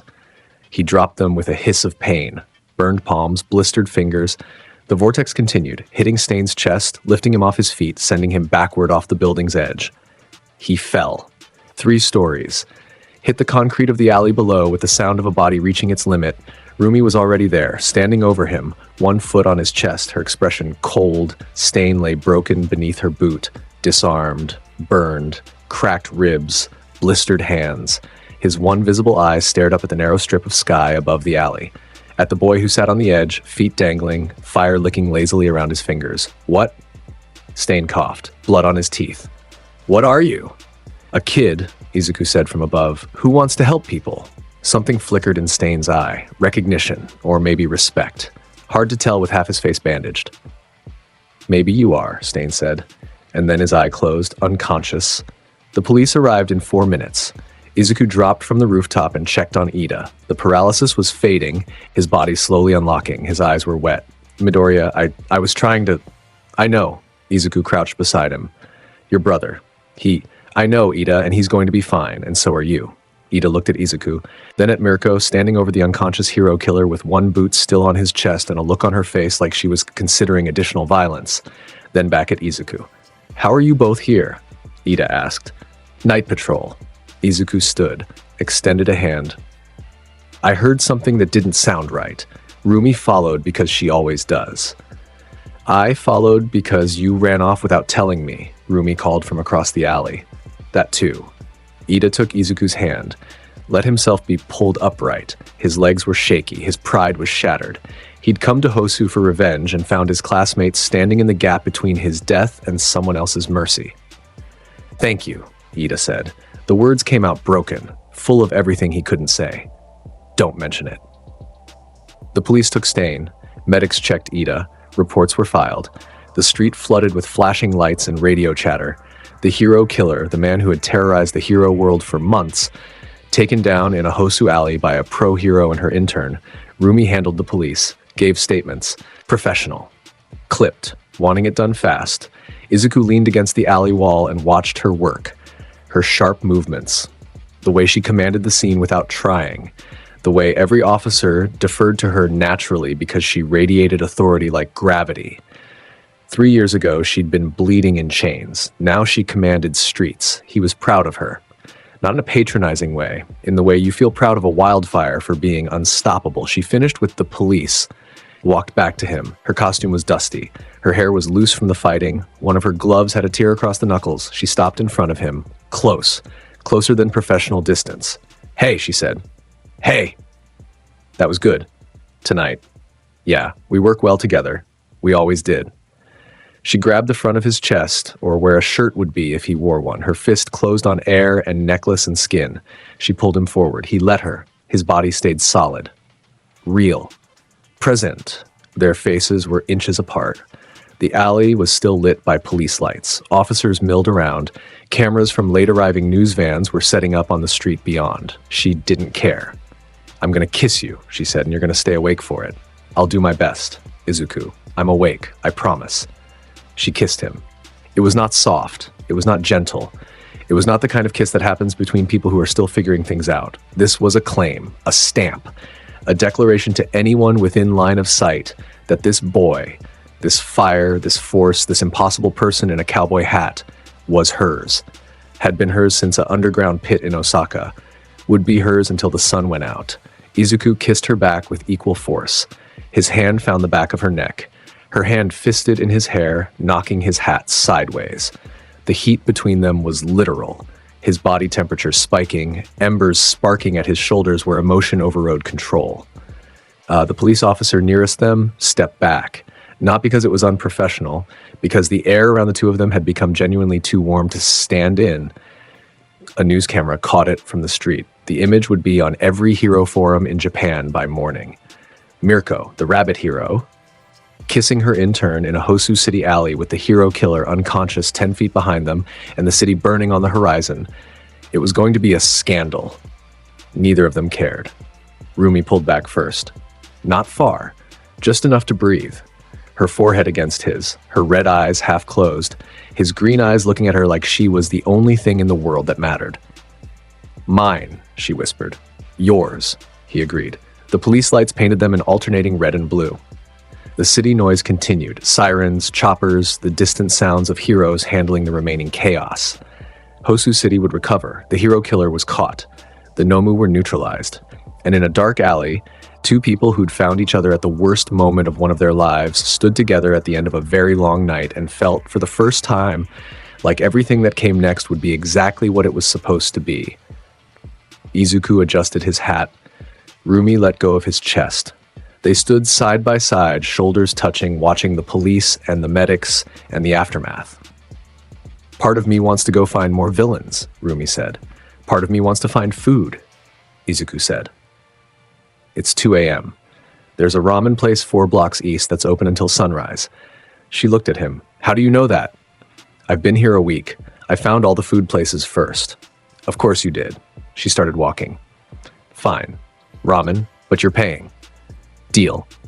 They walked out of the alley together, into the night, into a city that was still burning in places but would be fine by morning, into a future that neither of them could see completely, but both of them trusted, because Izuku Midoriya was fire, was warmth, was an untouchable force that had decided at 12 years old that the world was his to protect and the people in it were worth burning for. And Rumi Usagiyama was speed, was fury, was the rabbit who kicked down walls and claimed what she wanted with both hands and never apologized for any of it. Together they were something that the hero world had never seen before and wasn't remotely ready for. The hat catches the streetlight one more time. The necklace clicks softly against tanned skin. A boy made of fire and a woman made of war walk into a ramen shop at 2 a.m. and somewhere in a bar full of hands and hatred, Shigaraki Tomura stares at a television showing the burning skyline of Hosu and scratches his neck until it bleeds. He is thinking about fire. He is thinking about a boy who cannot be touched. He is afraid. He should be. 4 blocks east. The ramen shop glowed warm yellow.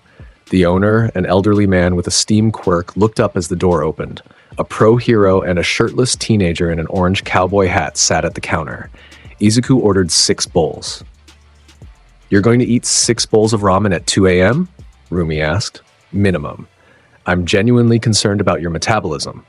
Fire burns calories." "That's not how." The first bowl arrived. Izuku attacked it. Rumi ordered 1 bowl and watched him eat with an expression that balanced between disgust and fondness. Halfway through bowl 3, his face hit the counter, snoring, broth dripping off his chin, noodles still hanging from his mouth. Hat tilted forward, like brim resting on the counter edge. Rumi stared. The ramen shop owner stared. A customer 2 seats down stared. Rumi sighed. Deep, long, The sigh of someone who knew exactly what she'd signed up for and chose it anyway. She picked up her chopsticks, ate her ramen, let him sleep. And if her hand found his knee under the counter and rested there, warm, possessive, permanent, well, that was nobody's business but theirs. The ramen shop owner's name was Goto. He had run this counter for 31 years. He had seen everything a harbor district could produce at 2 a.m. Drunks, dock workers, lovers in the middle of something, cops between shifts, and once, memorably, a man who tried to pay with a live eel. He had never seen a pro hero sit at his counter with her hand on the knee of an unconscious teenager whose face was submerged in pork broth. He polished a glass. He said nothing. He was a professional. Rumi ate her ramen. Her hand stayed where it was, on his knee, under the counter, where nobody could see it, and where she could feel the warmth radiating through his skin like a space heater set to maximum. The warmth was constant. Had been since the moment she first touched him 3 years ago in that Osaka harbor. It came from somewhere inside him that had nothing to do with emotion and everything to do with composition. He ran hot because he was heat. Simple as breathing. Simpler, actually. He didn't always remember to breathe. The customer, 2 seats down, finished his bowl, paid, and left without making eye contact with anyone. Smart man. Outside the window, like the sky shifted from black to the gray, that meant morning was thinking about arriving. Hosu City was still humming with aftermath. Distant sirens, the rotors of news helicopters making lazy circles over the alley where Stain had fallen. The air smelled like smoke and pavement, and the particular ozone that lingered after a night full of too many quirks in too small a space. Rumi finished her bowl. Set her chopsticks down. Looked at the sleeping boy beside her. His face was still in the broth. Bubbles rose from his nostrils at intervals that suggested he was breathing just fine, despite being submerged. The noodle hanging from his mouth had gone cold. His hat, that ridiculous, unmistakable, impossible to forget orange cowboy hat, sat tilted on his head at an angle that defied the physics of its own brim. She shook his shoulder. Nothing. She shook harder. Nothing. She grabbed his collar and hauled his face out of the bowl. His eyes opened mid-lift. Broth streamed from his chin. The noodle was still in his mouth. He chewed it. And that's why I think the Southern Harbor has better fish markets, he said, continuing a sentence he had started before passing out, because the tuna boats dock there first and the morning auction runs 40 minutes earlier than... We're leaving, Rumi said. Oh. He blinked, looked at the window. Is it morning? Almost. Did I finish my ramen? You finished 3 bowls. You have 3 more untouched. That's a waste. He reached for bowl 4. She grabbed his wrist. We're leaving now. But the ramen. She stood, dropped cash on the counter, enough for both of them plus tip, and pulled him off the stool by his arm. He came willingly, stumbling, still half asleep, one hand reaching back toward his unfinished food like a child being dragged from a candy store. Godu watched them leave, the pro hero and the shirtless boy with the hat, walking into the gray morning of a city that was still on fire in places. He picked up their bowls, washed them, said nothing to anyone. He was a professional. They walked through Hosu as the sun rose. Rumi's hand had migrated from his knee to his arm, hooked around his bicep, possessive, steering him around lampposts and trash cans because his eyes were half closed and his spatial awareness operated on a delay after waking up. 3 blocks from the train station, she stopped. Your phone is going to blow up, she said. The kiss, the alley. There was a camera. Izuku processed this, tilted his hat up, looked at her with one eye open and one still deciding if it wanted to participate. Are you worried about it? He asked. No.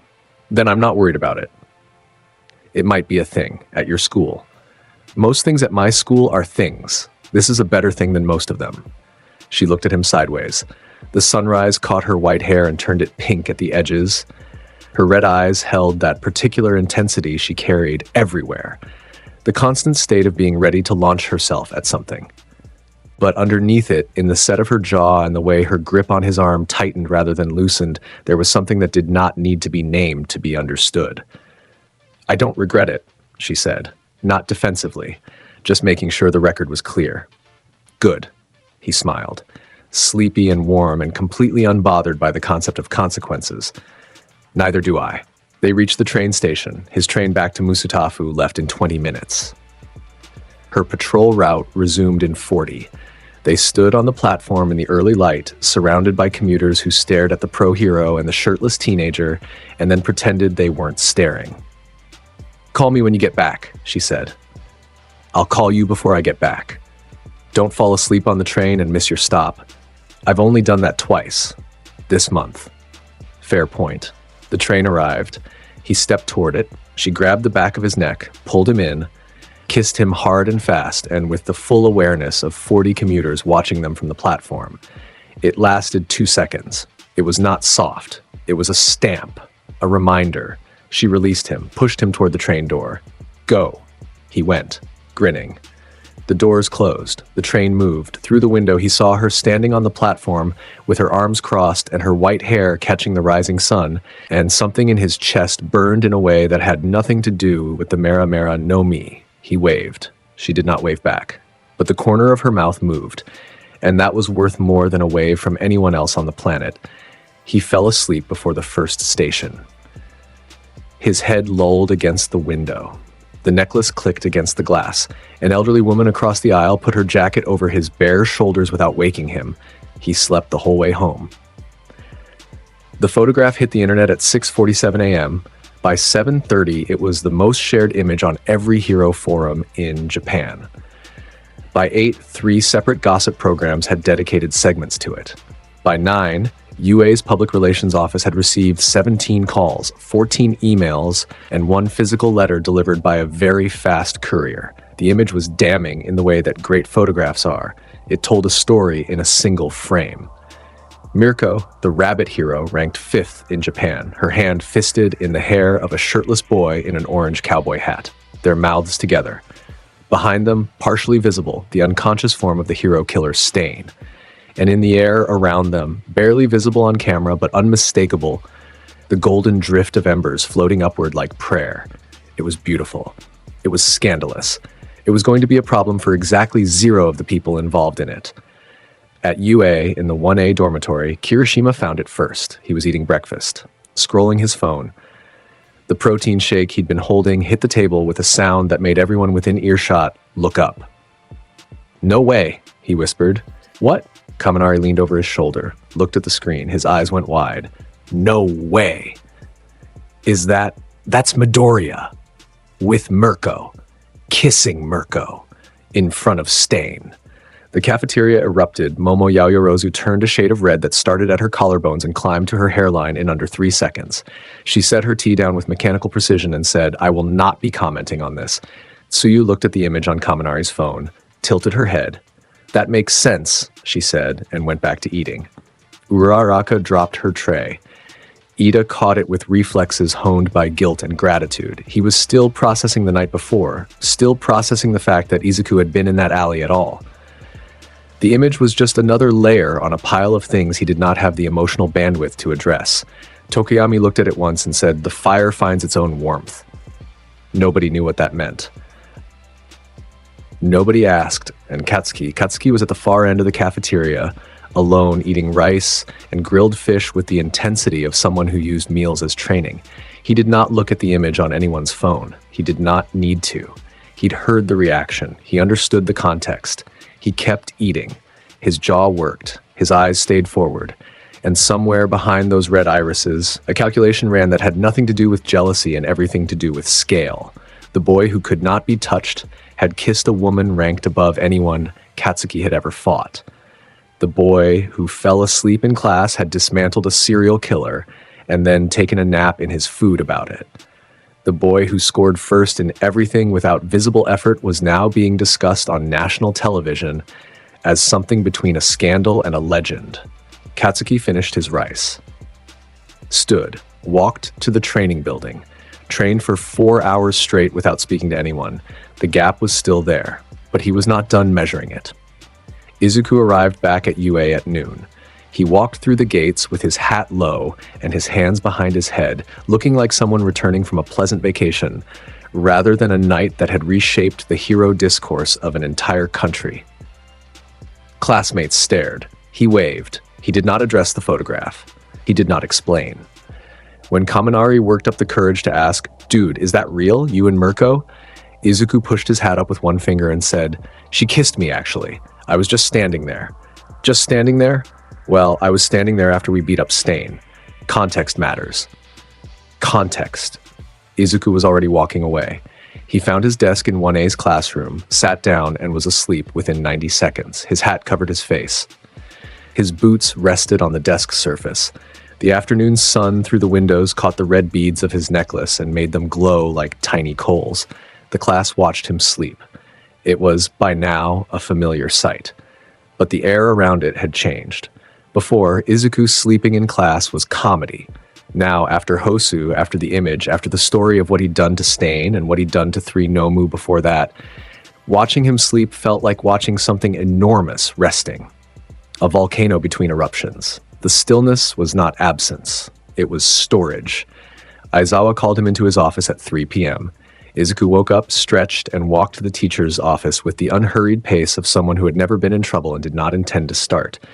Aizawa's office was small. A desk. A sleeping bag rolled in the corner. One window. No decoration. Izuku sat in the chair across from the desk. Aizawa sat behind it. His arm was still in a cast from USJ. His expression was the same it always was. The face of a man conserving energy for things that mattered and refusing to spend it on things that did not. "I'm not here to talk about the kiss," Aizawa said. "Okay. I don't care who you kiss." "Good. I care about the fight." Aizawa leaned back. "I've watched the footage from Hosu, the body cameras, the limited surveillance that survived the night. I've spoken with Mirko, with the police, with Ida." Izuku waited. "Stain couldn't touch you," Aizawa said. "It was not a question. No. His blades passed through you. Yes. The Nomu could not touch you. Correct. At USJ, the bioweapon designed to kill All Might could not touch you. Right." Aizawa was silent for 5 seconds. His dry eyes, the eyes that could erase any quirk with a look, studied Izuku with the attention of someone who understood power and understood its limits. "Do you have any weaknesses I should know about?" Izuku thought about this. Genuinely. His head tilted. His fingers played with the brim of his hat. The question deserved an honest answer because Aizawa was asking it honestly. Not to exploit, but to understand. To know what he was working with. What the school was responsible for. "Water doesn't put me out," Izuku said. "I boiled a lake at USJ. Cold doesn't slow me. I haven't felt cold in 3 years. Blades pass through me. Bullets would too, though nobody's tried. Physical force of any kind goes through my body without connecting." Aizawa's expression did not change. He waited. "I have narcolepsy," Izuku continued. "If I fall asleep mid-fight, my body stays intangible. I've tested that. It's automatic even when I'm unconscious. But someone could move my unconscious body somewhere I don't want to be. Drop me in a sealed room, bury me under something. I'd wake up and be fine, but there's a window where I'm not choosing what happens." Aizawa stared at him. "So your only weakness," Aizawa said, voice flat, "is napping at inconvenient times." "Pretty much." Aizawa opened his notebook, wrote something, closed it, his pen tapped the desk twice. "Get out of my office." "Yes, sir." Izuku stood, made it to the door. "Midoriya." He turned. Aizawa was looking at his notebook, not at Izuku. The Hosu operation was well handled, both the Nomu response and the Stain engagement. "Thank you, Sensei." "Don't make a habit of it? Of fighting serial killers? Of fighting serial killers on your internship without filing the proper incident report." Izuku grinned. "Yes, sir." He left. Aizawa sat alone in his office. He opened his notebook to the page he'd written on. Looked at what he'd written. One word, he crossed it out. Wrote a new word. The new word was untouchable. He closed the notebook, stared at the ceiling, wondered, not for the first time, what it meant to teach someone who could not be hurt. 2 weeks passed. The discourse died down, not because people stopped caring, but because the news cycle moved on and Izuku refused to feed it. No interviews, no statements, no social media presence. He attended class, slept through lectures, aced examinations, and spent every weekend in Rumi's territory, running night patrols that left criminals unconscious and property damage minimal. The relationship was not hidden, it simply was not discussed. Rumi did not talk about her personal life to reporters. Izuku did not talk about his personal life to anyone who wasn't Rumi. The Hero Commission sent a single inquiry about the appropriateness of the mentor-intern relationship given recent public imagery. and received a response from Mirko's office that consisted of a single line: file a complaint or mind your business. Nobody filed a complaint. The class settled into what passed for routine with Izuku Midoriya in it. Combat exercises where his participation rendered them moot. Rescue simulations where his ability to reach any point in a disaster zone in seconds made the scenario collapse before it built momentum. Aizawa adapted. He started designing scenarios where Izuku was not allowed to fly, or where his fire would cause structural collapse, or where the objective required something his quirk couldn't provide. Patience, communication, emotional intelligence. Izuku scored well on those too. Because he was not just fire. He was a person who happened to be fire. And the person underneath was kind and observant and remembered things about people that they'd only mentioned once. He remembered that Kirishima's birthday was in the autumn and brought him a protein bar from a brand only sold in Osaka. He remembered that Tsuyu missed the rain and one afternoon created a controlled cloud of steam above the classroom garden that condensed into a gentle drizzle for 20 minutes while she sat beneath it. He remembered that Katsuki trained alone on the North Field every evening from 6 to 8 and never, not once, interrupted him. But he left a water bottle on the bench before Katsuki arrived, every single time. Katsuki never mentioned the water, never thanked him, but the bottles were always empty by morning. And that was a conversation that did not need words. Summer arrived, and with it, the joint training camp. The facility was buried in forest, dense, ancient, the kind of woodland that ate sound and turned daylight into something dim and green. Class 1A and 1B gathered at the base camp. Cabins, a training field, assault courses designed by the Pussycats. The air smelled like pine and wet earth, and the particular green that deep forest carries in every molecule. Aizawa was running it. The Pussycats were running it. Everyone was exhausted by hour 3, everyone except Izuku. He had wandered into the forest alone within the first 20 minutes. Not running away. Exploring. Exploring. His bare feet on the loam, his hat catching patches of sunlight through the canopy. He moved through the trees the way a campfire moves through kindling. Following interest, finding paths nobody else had noticed, he found 7 types of fruit growing wild within a half-mile radius of the camp. Persimmons. Wild grapes. Something he couldn't identify that tasted like citrus and sunshine. He ate 3 of each, sitting on a boulder above a stream, watching the water move over rocks and feeling the particular peace that forests give to people who don't need them for survival. His feet were in the stream. The water around them steamed gently, his body temperature turning the cold mountain water into a warm bath wherever he made contact. Small fish circled at a distance, drawn by the warmth but wary of the light. He heard the first explosion at 7:43 p.m. It came from the northwest. Not the sound of training, too ragged, too aggressive, too much screaming underneath it. His head turned. A second explosion, southeast this time. Then a third, distant from the direction of the main camp, 3 points of origin. Simultaneous. Izuku dropped the persimmon he was eating. His lower body became fire. Instant, no warm-up. The transition so fast that the stream water where his feet had been erupted into a column of flash steam. He shot vertical through the canopy, branches igniting and extinguishing in his wake, and emerged above the tree line. From altitude, the battlefield was legible. Fires burning at 3 separate locations, students scattered in the forest below, some fighting, some running. Villains. He could see them by the way they moved. Converging, coordinated, converging from the tree-line perimeter toward the camp's center. Not chaos. Strategy. Someone had planned this. Izuku did not descend to one location. He stayed at altitude and raised both hands.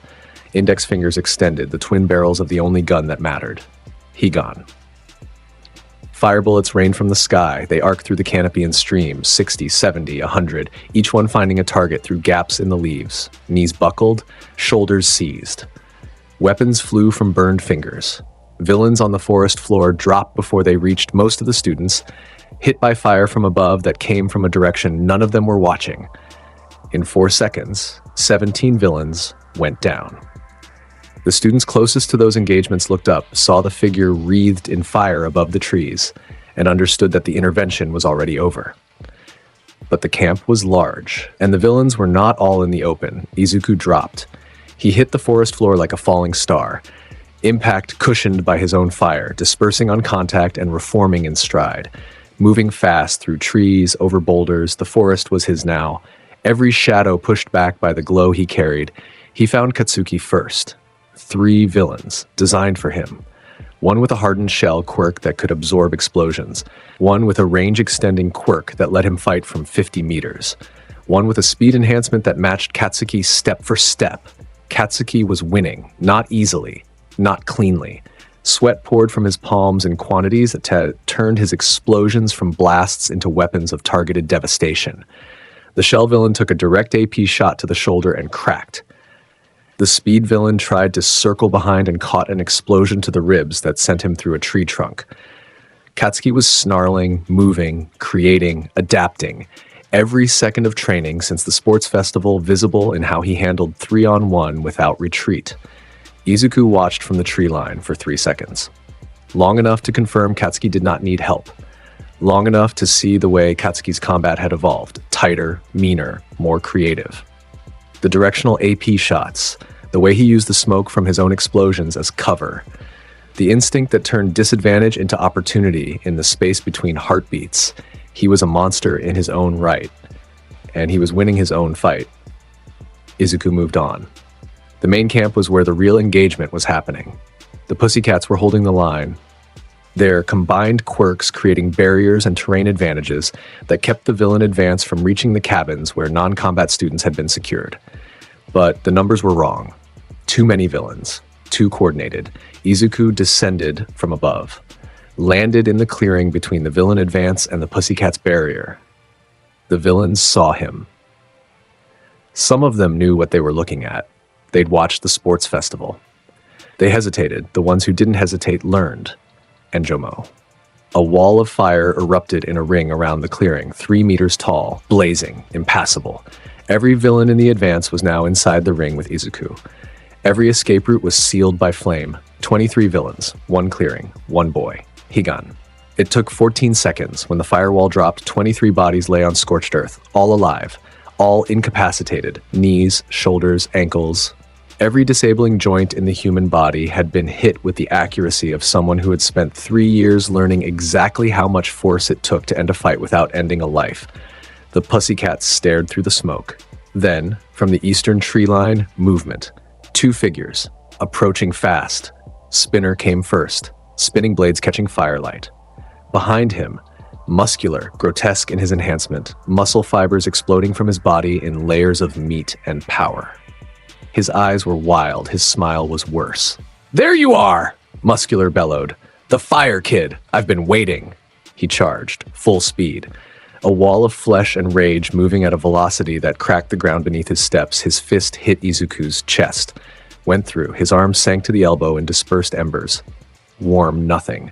His momentum carried him forward through Izuku's body entirely, and he stumbled out the other side, off balance, staring at his own fist like it had betrayed him. He turned. Izuku was standing where he'd been, unmoved. His torso had a hole in it, a gap in the embers where Muscular had passed through, and it filled in lazily, embers drifting back into formation like smoke returning to a chimney. Muscular stared. His enhanced brain, overloaded with fight chemicals and quirk-induced aggression, struggled with what it was seeing. His fist, inside that boy, through that boy. No impact, no resistance. "What?" he started, hiking. 2 feet, point blank. The compressed fist of fire hit Muscular in the center of his enhanced chest, and the world behind him ceased to contain trees. He went through 5 of them. Solid trunks, each one older than anyone in this forest, each one shattering at the point of impact like they were made of paper rather than wood. The 6th tree caught him, his body embedded in it 3 feet deep, muscle fibers still twitching, enhancement still running, but the consciousness behind it completely evacuated. The sound of it, 5 trees falling in sequence, the crack, crack, crack, crack, crack of wood dying faster than nature intended, echoed across the entire camp. Students a quarter-mile away stopped mid-fight because the noise was not something a human body was supposed to produce under any normal circumstance. Spinner watched his partner embed in a tree, looked at Izuku, dropped his weapon. "I forfeit," Spinner said. "Good call," Izuku said from the tree line, invisible to everyone on the ground, but not to the embers that Izuku had scattered across the camp as sensors hours ago. A figure watched, Shigaraki, hands at his sides, the firelight reflecting in his pale eyes. He had come to observe, to test, to see what the fire did when pushed. He had seen enough. Kurogiri's warp opened behind him. Purple mist. Exit. Shigaraki stepped backward into it. But he stayed a beat longer than necessary. 1 beat. Half a second. His hands twitched at his sides. The severed hand mask on his face cast shadows that hid everything except his eyes. And in those eyes, in the reflection of the distant firelight, in the way his pupils contracted rather than dilated, something lived that had been growing since USJ, since Kamino's whispers. Since the first time he'd watched this boy move through the world like it had been built for him to walk through. The warp closed. He was gone. The camp was secured within the hour. Villain forces neutralized. No student casualties. Minimal injuries. Some burns from the initial assault. A broken wrist from one of the Class B students who'd landed wrong during an evasion. Izuku found Katsuki at the edge of the camp. The blonde was sitting on a stump, wrapping his hands. His knuckles were raw. His shirt was destroyed. But his back was straight and his eyes were clear. Izuku sat on a neighboring stump, said nothing, offered a persimmon from his pocket. Katsuki looked at it, looked at Izuku, took it, ate it in 3 bites without speaking. They sat there together until the cleanup was done. Neither said a word. It was the most comfortable silence Katsuki had ever shared with another person. 2 months later, Kamino. The information came through channels that heroes did not discuss in public. In All for One, the name that predated organized villainy in Japan, the name that the current generation had been taught was a myth, was real, active, in Kamino Ward. And All Might was going there to end it. Izuku heard about it the way he heard about most things worth knowing, through the network of people who owed him something and the instinct that told him when something was wrong in the air. A text from a contact, a name, a district, a time. He put his hat on. He walked out of the dormitory. Nobody stopped him. Nobody could have. Kamino Ward was already a war zone by the time he arrived. The skyline above the district was wrong. Cracked, disrupted. The light patterns of a city broken by force. Buildings had fallen. Streets were cratered. The sound of impact, vast, building-level impact, rolled through the air in waves that made the ground vibrate. Izuku approached from altitude. Flying above the rooftops, the glow of his fire visible against the night sky like a second star moving wrong. Below him, the battle was visible through dust and smoke. All Might, the symbol of peace, the mountain that society was built on, trading blows with something that barely looked human anymore, All for One. Even from altitude, Izuku could feel it, the wrongness of that body. Too many quirks in one vessel. The figure was massive, enhanced, rebuilt, a patchwork of stolen abilities, layered over a frame that had been doing this for longer than anyone alive could comprehend. His arms were distorted. His face was hidden behind a respirator that covered whatever remained of his features. And All Might was losing. Not in spirit, never in spirit. The man's fists were still moving, still connecting, still landing blows that would have ended any other fight in any other century. But his form was thinning. The muscle was deflating. Steam rose from his body, not fire steam, not power. The steam of a transformation reaching its endpoint. The time limit. The secret the world wasn't supposed to know. Blood on his teeth. Blood on the ground. The crowd of thousands gathered behind police barriers, watching on screens, watching from buildings, watching their god falter. All for One drew back for what was clearly a finishing strike. Multiple quirks layering onto one arm. Force, impact, kinetic reversal. Something that warped the air itself into a weapon. The arm grew, twisted. Became something that was not an arm anymore, but a battering ram of stolen power. The air temperature spiked 20 degrees. A figure dropped from the sky. No announcement, no speech. Just the sound of fire displacing air and the sight of an orange hat in the smoke. Izuku landed between them, his back to All Might, his face toward All for One. His body wreathed in the low, constant glow that marked his existence. Embers at his shoulders, fire at his feet, the faint shimmer of displaced heat around every inch of him. The crowd went silent. 60,000 voices stopping at once. The absence of sound was its own kind of violence. All for One stopped. His distorted arm remained raised, the accumulated power still building, but his head, his featureless, masked face, turned toward this new element, assessed it, cataloged it. The fire child, All for One said. His voice was enormous. It came from somewhere below the respirator and filled the Camino wreckage the way water fills a cup, completely without effort. I wondered when you would appear in person. Izuku pushed his hat up with one finger, looked at this thing, this ancient theft given form, this creature that had eaten the world's power for 70 years and grown fat on everyone else's potential. His green eyes held their warmth, they always did. But behind the warmth, something had a line that made the air around him ripple. You should have left my people alone, Izuku said. Your people. All for One found this interesting. The word came out wrapped in amusement. The amusement of something that had outlived nations and found the claims of children endearing. You are 15 years old. You have no people. I have people. He tilted his head backward, a small gesture, indicating the bleeding man on one knee behind him. And you keep coming after them. He came after me, boy. I merely... Yeah. Izuku's smile vanished. His voice stayed the same temperature, but the words carried something that was not warmth. I don't care who started it, Tech. I'm finishing it.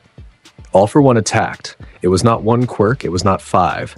It was the kitchen sink and the kitchen it came from. A multi-vector assault that combined force projection, shockwave generation, gravity manipulation, and something that compressed the air itself into a solid wall of destruction. The attack launched from his distorted arm with a sound like reality tearing and crossed the distance between them in a fraction of a second. It hit Izuku. It passed through Izuku. Embers scattered. Embers reformed.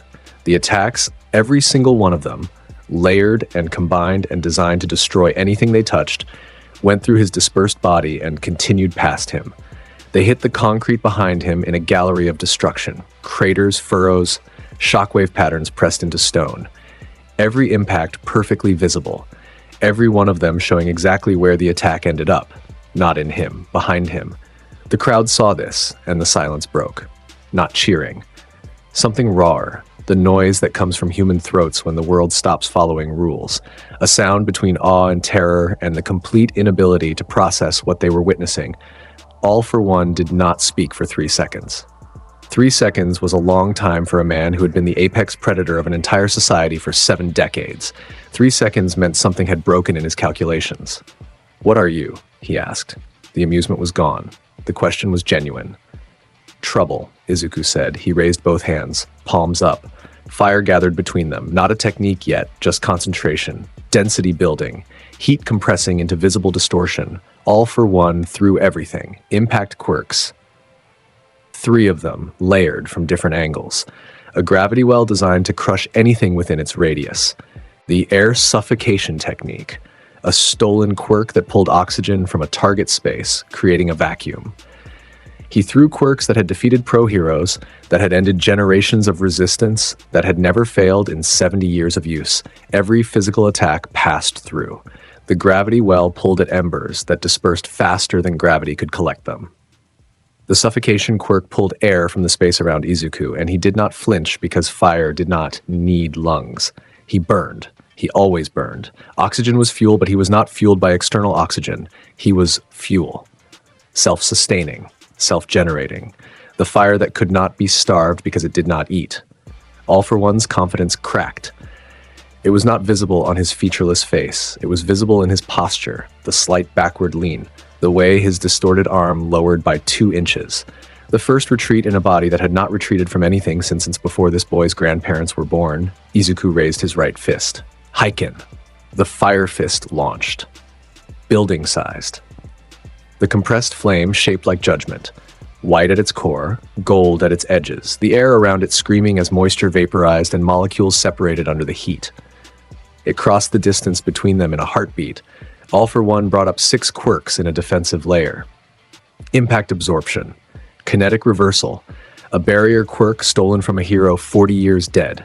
3 more layered behind those. Heiken hit. The barriers lasted 1.4 seconds. Then they didn't. The fire punched through, not breaking them one by one, not peeling layers, through all of them at once, the heat exceeding what any absorption quirk was designed to contain. All for One's body took the remaining force. He flew, backward, through the already ruined building behind him, through the wall beyond that, into the street beyond that. The crowd sound became a roar. All for One stood up. In the rubble, his suit torn, his respirator cracked but holding. His body, that stolen, rebuilt, quirk-enhanced body, had taken a hit it was not supposed to take, and it showed. But he was standing, because All for One was smart. And smart meant knowing when to stop testing and start surviving. He was not going to win this fight. He knew it now. The certainty that had never left him in 70 years, the absolute knowledge that he was the strongest thing alive, had just been replaced by something else. Not defeat. Not yet. But the awareness of a ceiling above him for the first time since he was young. "You will not always be untouchable," All for One said. His voice came from inside the rubble, from inside the broken walls and cracked concrete, and it carried the particular patience of something that had survived everything the world had ever thrown at it. Every fire goes out. A warp gate opened behind him. Purple mist. Exit strategy. He stepped backward into it. His featureless mask was the last thing visible, turned toward Izuku, regarding him across the distance with something that might have been respect and might have been the beginning of a plan. Izuku stared at the closing gate. "Come back when you're ready," he said. The gate closed. The night was silent. Behind Izuku, All Might was on one knee, breathing. The thin form, the true form, the one the public was not supposed to see, was visible now. Gaunt, bleeding. The muscle gone, replaced by the wasted figure of a man who had given everything for years and had just been shown that everything was no longer enough. But he was alive. That mattered. In this moment, in this particular configuration of what could have been, All Might had not taken the finishing blow. The symbol of peace would still fade. Nothing Izuku had done could stop that truth, but it would fade on its own terms rather than be torn away. Izuku turned around, looked at his teacher, his hero, this man who embodied everything the word meant and who was, right now, more vulnerable than any human being should have to be in front of 60,000 witnesses. "You should eat something," Izuku said. His voice was light, easy, the way it always was after something enormous. "You look terrible." All Might stared at him. This boy, this 15-year-old child in a cowboy hat who had just stood between him and his oldest enemy and made that enemy retreat, who was now suggesting food like they just finished a light jog. Then All Might laughed. Wet, exhausted, genuine. The laugh of a man who had been ready to die and instead found himself living in a world that still had room for absurdity. "You are the strangest child I have ever encountered," All Might said. "I get that a lot." They stayed there, in the rubble of Camino, in the aftermath of something the world would never fully understand, until the rescue teams arrived. Izuku helped All Might to his feet, steadied him, walked him toward the approaching heroes. The crowd watched this, the thin man and the fire boy, and if they had questions about what they were seeing, nobody asked them. Some moments are too large for questions. The Provisional Hero License exam came a month after Camino. The Hero Commission had redesigned the format. Everyone in the examination infrastructure knew Izuku Midoriya would be taking it. The scenarios had been built with him in mind. Water environments, sealed chambers, temperature regulation zones designed to test the limits of fire-type quirks. Third-year students from every hero school in Japan served as opponents. The commission wanted numbers. They wanted measurements. They wanted to understand what they were licensing. What they got was confirmation that understanding was not the same as containing. The obstacle scenarios fell in sequence.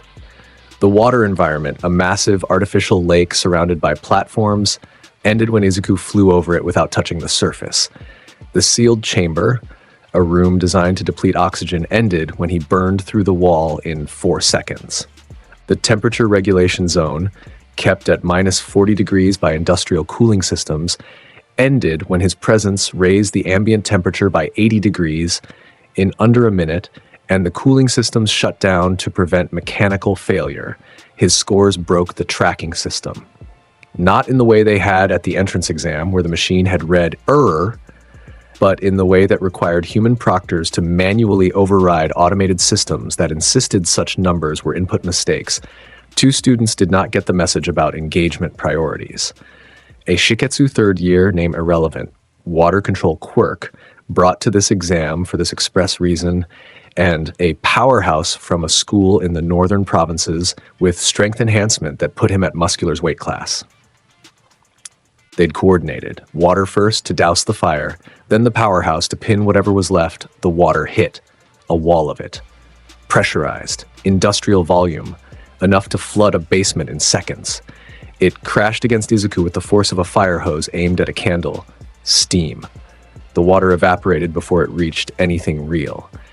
His body temperature, 300 degrees above ambient at all times, higher when he pushed it, turned the attacking water into a cloud of white vapor on contact.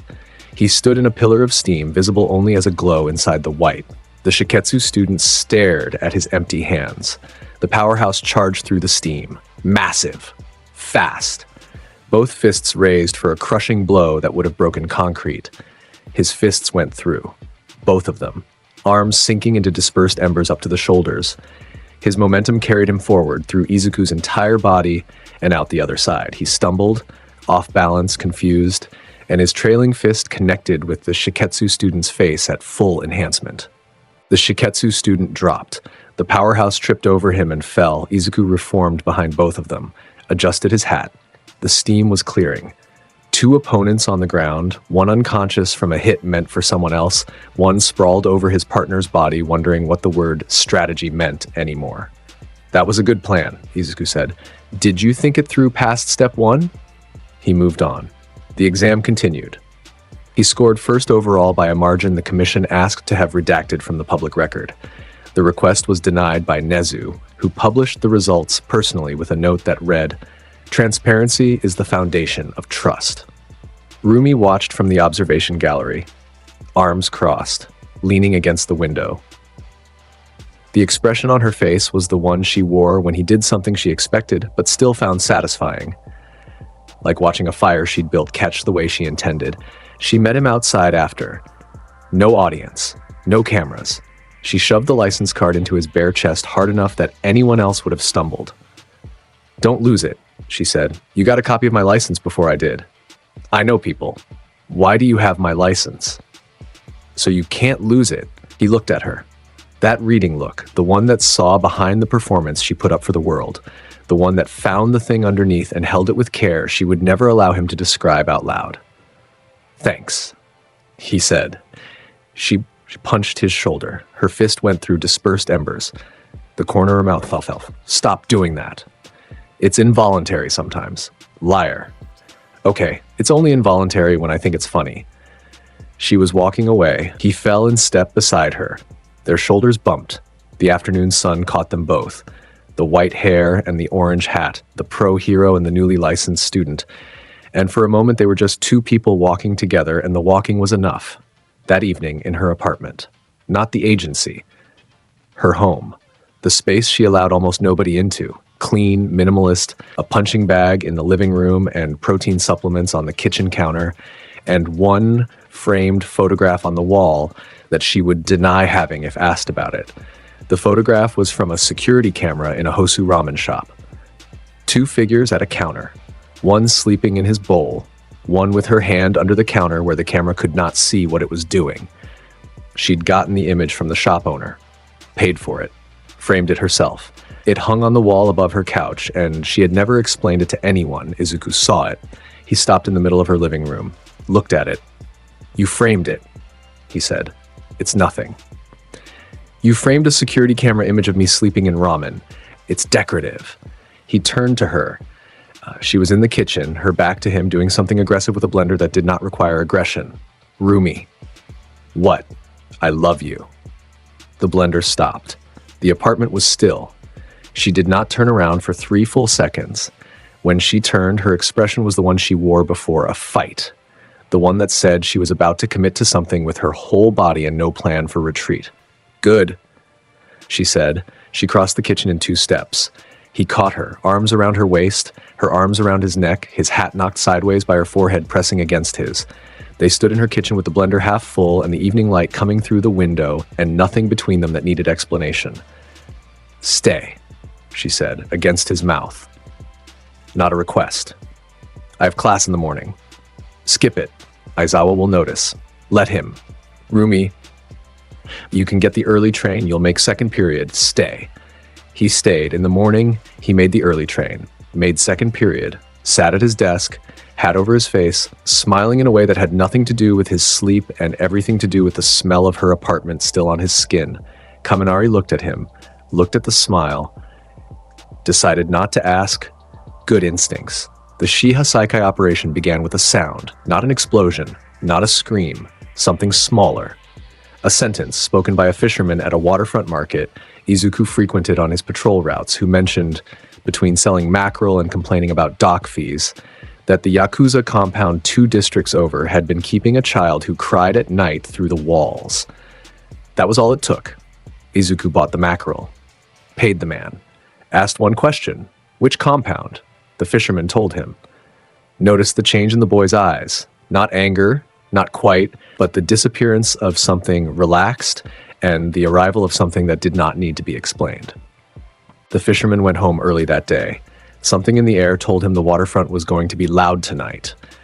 Izuku did not file a report, did not contact the agency, did not go through channels. He put his hat on. He walked. The Shiha Saikai compound was old money wearing new walls. A traditional structure at its surface, tile roof, wooden gates, the aesthetics of heritage, but underneath, reinforced with modern materials, sea stone alloy barriers at the gates, quirk suppressant fields at the perimeter. Armed guards at every entrance with the dead eyes of men paid not to ask what they were guarding. Izuku walked up to the front gate. The guards saw him coming. A shirtless teenage boy with a cowboy hat approaching their compound at dusk. They did not take it seriously. One of them stepped forward. No visitors. Turn around, kid. Izuku reached the gate, pressed his palm flat against the sea stone alloy barrier, white hot. The metal glowed. Orange, then gold, then white. It sagged. It dripped. A section 2 meters wide melted from solid barrier into liquid metal that pooled on the ground in a steaming puddle. The guards behind it stared through the gap at the boy who had just rendered their primary defense into a warm puddle. Izuku stepped through. I'm looking for a girl, he said. Small, white hair. You're going to tell me where she is. The guard raised his weapon, a quirk-enhanced rifle, the kind that fired suppressant rounds designed to neutralize powered individuals. He fired. The round passed through Izuku's chest and hit the wall behind him. Or I'll find her myself, Izuku finished. Alarms triggered. The compound came alive. Guards converging, quirk users deploying from lower levels, the machinery of a criminal empire responding to an intrusion it had not anticipated and was not built to stop. Izuku descended, level by level. The compound went down, 4 floors below ground, each one reinforced with materials designed to contain and suppress. The architecture changed as he went deeper, from traditional Japanese to bunker. Concrete, steel, sea stone alloy in increasing concentrations, none of it mattered. On the first sublevel, 12 guards with varied quirks tried to hold a corridor. Izuku walked through them. Their attacks passed through his body and hit the walls. His Higan bullets hit their joints and dropped them. The corridor took 11 seconds. On the second sublevel, the defenses were automated. Turrets, gas, deployment systems, steel doors that sealed on proximity sensors. Izuku's body temperature melted the turrets before they fired. The gas passed through his dispersed form without finding lungs to fill. The steel doors glowed and ran liquid before he reached them. On the third sublevel, it got personal. The Hasaikai's enforcers, quirk users paid above standard rates because their abilities were designed for situations exactly like this. One could extend his body through narrow spaces. Another could manipulate rock. A third could create mirror images of himself. They lasted 30 seconds combined. Kagero. The spiraling vortex of continuous fire poured from both arms filled the corridor with heat that turned reinforced concrete into something pliable and reduced the temperature tolerance of every quirk in range to 0. The enforcers retreated. Then they fell.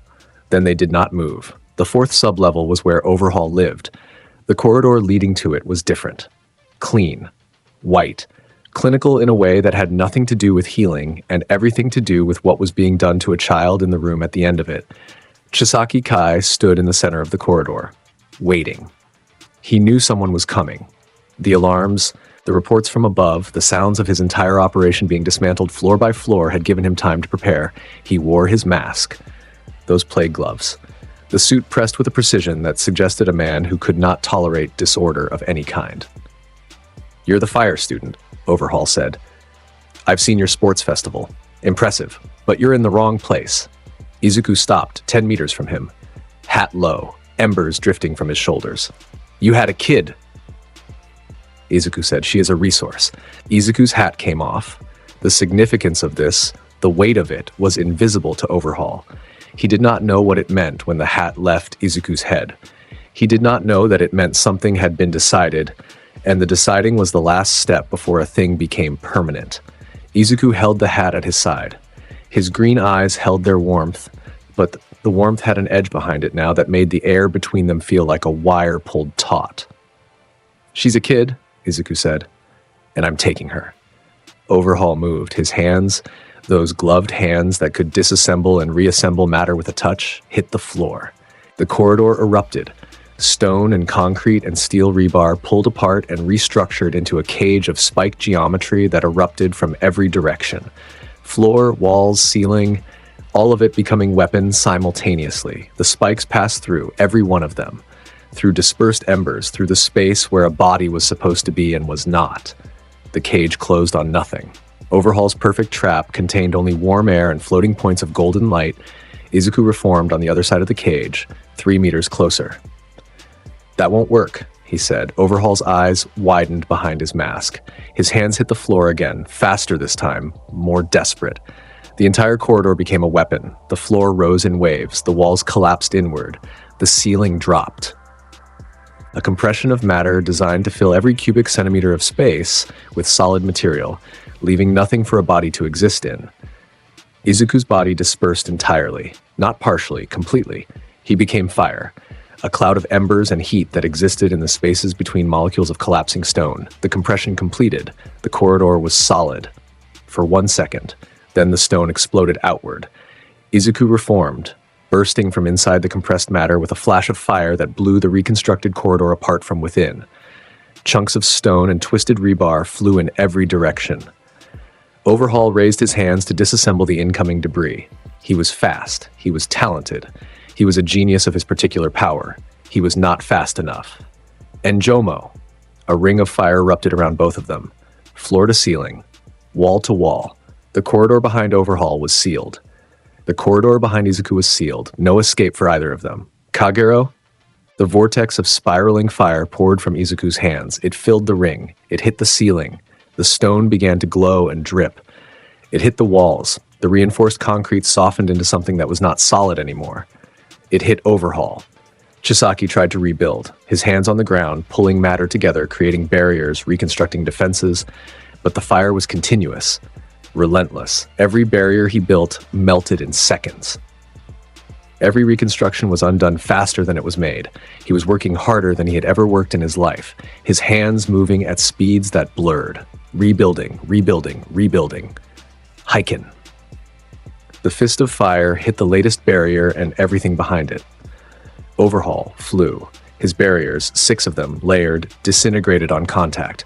His body hit the back wall of the ring, and the wall was no longer solid enough to stop him. He went through, into the room beyond. Izuku dropped the fire ring, walked through the gap. Overhaul was on the ground, his suit destroyed, his mask cracked, his hands, those irreplaceable hands, were burned. Not gone, but burned badly enough that the nerves in them had stopped reporting. He could not feel his fingers, could not feel the ground beneath his palms, could not trigger his quirk because the connection between intent and contact had been severed by heat damage that went past skin into the architecture of ability. He would live. He would face a courtroom. He would answer for what he had done to a child in a room at the end of a corridor. But he would not be reassembling anything. Not today. Not tomorrow. Not for a very long time. Izuku walked past him. The room at the end of the corridor was small, clean in the wrong way. A bed, a chair, medical equipment that Izuku did not look at because looking at it would require him to understand what it had been used for. An understanding that would make what he'd done to Overhaul seem merciful. Sitting on the bed, knees pulled to her chest, white hair, a small horn on her head, red eyes, wide, terrified, wet, airy. She flinched when the door opened. Her hands came up to protect her face. The gesture was reflexive, practiced over months, maybe years of learning that a door opening meant pain was coming. Izuku stopped in the doorway. He did not approach. He crouched down where he was, making himself smaller, lower, less threatening. His bare torso still carried the faint glow of heat. Embers drifted from his arms. He looked like something out of a campfire story, warm and strange and nothing like the men she had known. "Hey," he said. His voice was the same warmth it always carried, that summer day quality, the sound of a bonfire on a beach. "Your name's Eri, right?" She did not answer. She was shaking, every muscle in her small body held tight. "My name's Izuku." He reached up, took the hat from where he'd been holding it at his side, and placed it on her head. It was enormous on her. The brim dropped to her nose. The twin faces, smiling and frowning, sat above a tiny white-haired girl in a room that had been her prison, and somehow the hat transformed her, made her look like someone in a different story. A better one. "I'm going to take you out of here," he said. "Is that okay?" A long silence. The shaking continued, but something in her eyes, behind the terror, beneath the expectation of pain, caught on his face and held there. On the freckles, on the smile that was not forced, on the warmth that came off him like a physical thing, filling the room, pushing the cold of this place back by inches. "Okay," she whispered. He stood, extended a hand, not reaching for her, offering, waiting.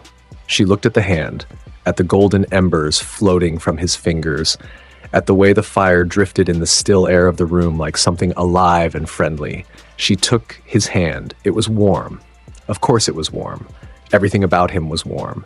She held it with both of hers, tiny fingers wrapped around one of his, and he lifted her, carried her. She weighed nothing. She felt like a small bird that had never been allowed to fly. He carried her out, through the destroyed corridor, past Overhaul's unmoving form, up the levels, through the melted barriers and the unconscious guards and the ruins of everything that had tried to keep her where she was. When they reached the surface, the night sky was open above them. Stars visible between clouds, the air clean and cold and free. Eri looked up, at the stars, at the sky she had not seen in how long? She did not know. Time had not meant anything in that room. "Where are we going?" she asked. Her voice was so small, Izuku smiled down at her. The hat sat ridiculous and perfect on her head. "Somewhere good," he said. "I promise." He kept the promise. The months that followed were not kind to the world. The villain underground, the layer beneath the layer that civilians saw, reorganized around what Shigaraki was becoming. The Liberation War happened the way wars do, in stages, each one worse than the last. The Meta Liberation Army. Read Destro, 100,000 disillusioned people who had looked at hero society and decided it was built on lies they were done believing. Shigaraki consumed it. All of it. The army, the ideology, the rage of a generation that felt abandoned by a system designed to serve only the powerful. He took it and he added it to what he already had and what he was becoming. The weapon AFO had been building since a small boy watched his family die and decided the world deserved to follow. The decay grew. Where once it required 5 fingers on a surface, now it required intent. Where once it spread at walking speed, now it raced. He touched the ground in a Liberation Front compound and everything within 50 meters became ash. Buildings, furniture.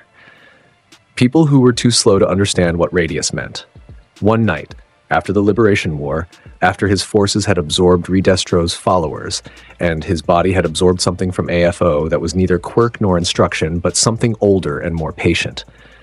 Shigaraki stood in the ruins of what had been a city block, alone, hands at his sides.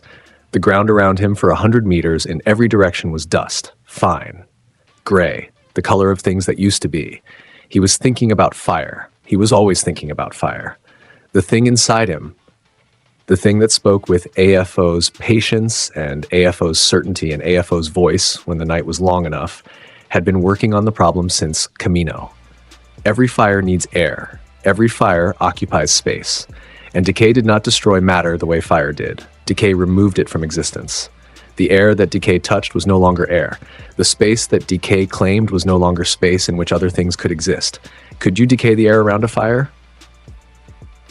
Could you remove the medium it existed in? Shigaraki did not know. But the thing inside him thought so. The thing inside him had been fighting fire types for 70 years, and had never found one like this, one who was fire rather than using fire. And the novelty of the problem was the only thing that kept AFO's ancient patience interested in the present. They were coming for each other. Both sides knew it. The question was not if.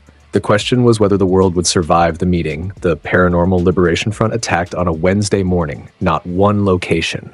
Dozens, hospitals, power stations, hero agencies, communication towers. A coordinated assault designed to cripple Hero Society's infrastructure and scatter its defenders so widely that no single response could address the core threat. Izuku and Rumi were in Osaka. Of all places, Osaka, the harbor district, running down a PLF cell that had been using the same waterfront where, 4 years ago, Izuku had walked under the moonlight and said goodbye to a girl who'd grabbed his face and told him he was hers. The PLF cell was 30 strong. It took 10 minutes. Rumi's kicks accounted for half. Izuku's Higan bullets accounted for the rest. They left the unconscious villains bound in the street and were on the roof of a waterfront building when Rumi's emergency communicator screamed. She read the message. Her face changed. How bad? She asked. Izuku was already in the air, 20 meters up, reading the horizon, smoke columns in 6 directions, the distant pop of explosions from the city center, the frequency of emergency sirens, not the usual 2 or 3, but dozens layered, creating a wall of sound that said the system was overwhelmed. He dropped back to the rooftop. Full scale. A beat. 1 second. 2. She was looking at him the way she looked at things she was not willing to lose, her red eyes holding something that was not fear. Rumi did not do fear, but the heightened attention of someone who understood that what was about to happen was bigger than either of them. "Don't get separated from me," she said. "Never," he said. They went. The Liberation War's central front was Musutafu, the city where UA stood, the city where the future heroes lived and trained. Shigaraki had chosen it because it meant something, because destroying it would destroy confidence in the system itself. Pro-heroes were already engaged when Izuku and Rumi arrived. The scale of it was staggering. PLF forces in the thousands spread across city blocks, pushing inward toward the city center in coordinated waves. Buildings were burning. Streets were cratered. Heroes were holding lines, but the lines were bending. Izuku hit the front from above. The pro-heroes on the ground, Endeavor, Hawks, Edgeshot, dozens of ranked heroes fighting for their city, felt the temperature change before they saw him. A spike of heat in the cold morning air, the feeling of summer arriving midwinter. They looked up. A figure wreathed in fire descended from the sky. Not fast, not violent, at a measured pace that allowed everyone below to see what was coming and react accordingly. Some heroes stepped back, not from fear, from understanding that what was about to arrive needed room to work. Izuku touched down on the front line. The concrete beneath his feet glowed orange on contact. Enjomo. Barriers of fire erupted along the street, cutting off villain advance routes, sealing intersections, creating kill zones that PLF forces could not without burning. The barriers stretched for 2 blocks in each direction. An entire section of the front line secured in one technique. Behind the barriers, heroes caught their breath. Ahead of the barriers, PLF forces scrambled for alternative routes and found only more fire. Higan, from both hands, streams of fire bullets clearing lines of sight. Every PLF member in the exposed streets between barriers went down, knees, ankles, weapon hands. Not killed, not destroyed, just ended. Their involvement in this battle concluded by a boy who had not raised his voice once since landing. Rumi worked beside him, her speed complementing his range the way it always had.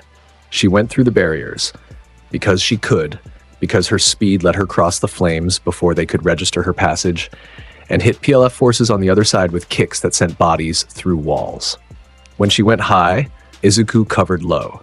When she charged forward, he sealed the space behind her so nothing could follow. They'd been doing this for months. Hosu had been practice. This was the performance. In 40 minutes, their section of the front was clear. Hundreds of PLF members down. The barriers held. The heroes behind them had reorganized and were pushing outward now, reclaiming streets that had been lost. Then the temperature dropped. Not weather. Something else. Something that pulled heat from the air in a way that made Izuku's fire dim for a fraction of a second before he flared it back to full. He turned. Shigaraki walked into the combat zone from the north end of the street. Alone. No PLF escort.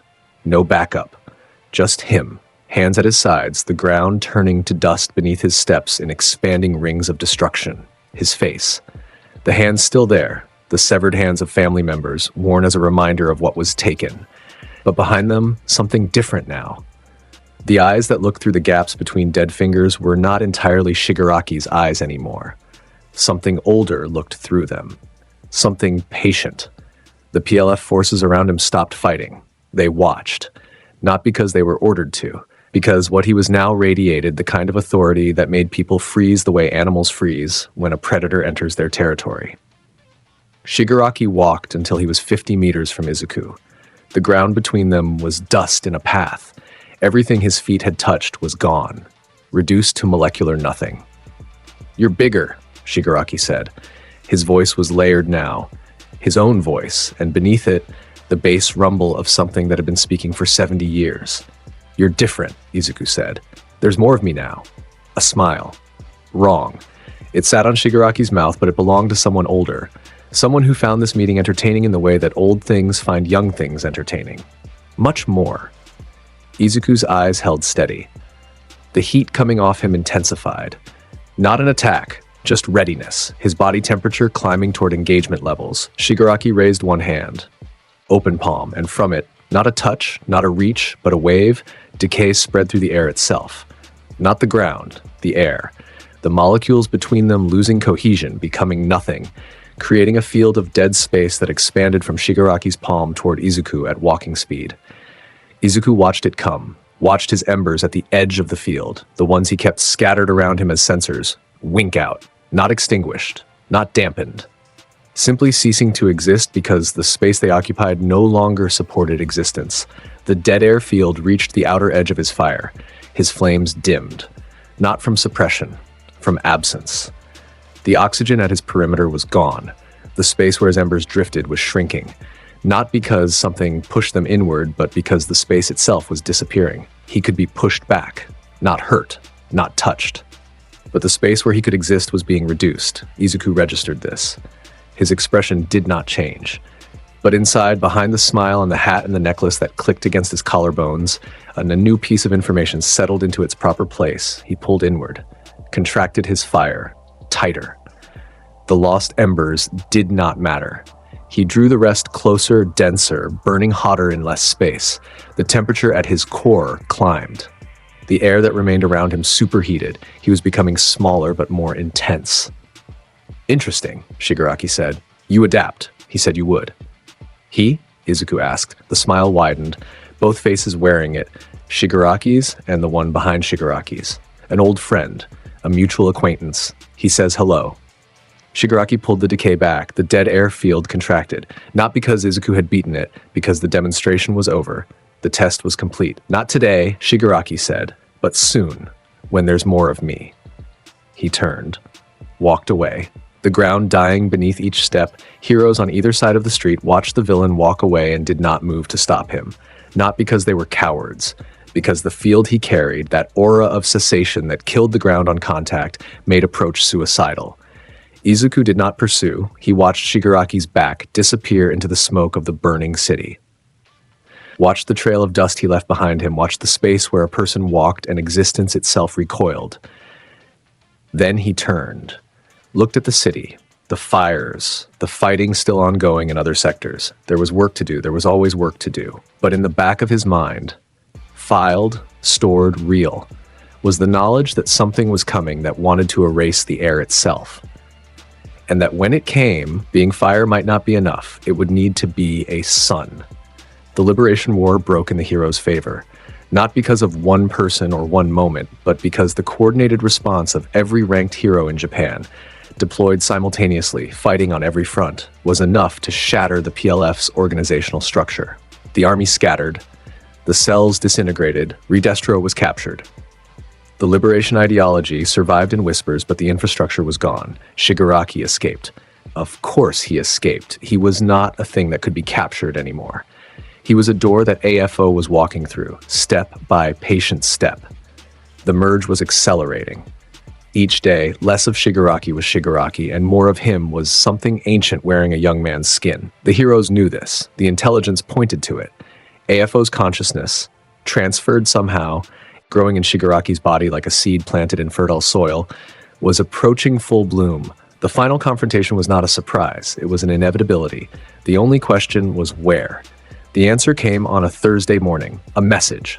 Not to the Hero Commission, not to All Might, not to the Pro Hero Network, delivered to UA personally. Addressed to Izuku Midoriya, a location, a coastal plateau north of the city. Open sky, open water below. No buildings, no civilians. No cover, a time. Sunset, a single line of text. Come alone if you dare. Or bring everyone. It won't matter. Izuku read the message at his desk. His hat was on. His posture was relaxed. The other students in 1A watched him read it and saw nothing change in his body language. No tension, no fear, no visible reaction. But when he put the paper down, his eyes were different. Not harder, not colder, just decided. Aizawa was in the room. He'd seen the message arrive. He'd seen Izuku read it. It's a trap, Aizawa said, obviously. Izuku said, the commission will mobilize. Every available hero. Good. Izuku stood. They should be there. He picked up his hat from the desk, held it in his hands. But the fight is mine.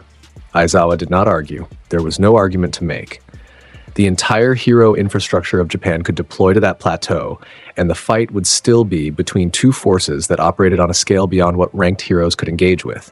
This was not a battle of numbers. This was a confrontation between fire and negation, between existence and its opposite. I'll brief the operation team, Aizawa said. Thank you, Sensei. Izuku walked out of class, through the hallway, through the campus. His classmates watched him go. Some from windows, some from doorways. They knew what the message was. They could see it in how he walked. Not faster, not with urgency, but with the particular finality of someone who knows where they're going and has stopped needing to decide. Katsuki was at the training ground. He saw Izuku pass the field. Their eyes met across 40 meters of open grass. Neither spoke, neither needed to. Katsuki gave a single nod. Izuku returned it. The nod said, "Come back." The return said, "I will." Rumi was at the gate. She was leaning against the pillar, arms crossed, wearing her hero costume, full kit, the leotard, the boots, everything tight and combat ready. She'd heard. Of course she'd heard. She heard everything that mattered to her, and Izuku Midoriya going to fight the devil rated high on the list of things that mattered.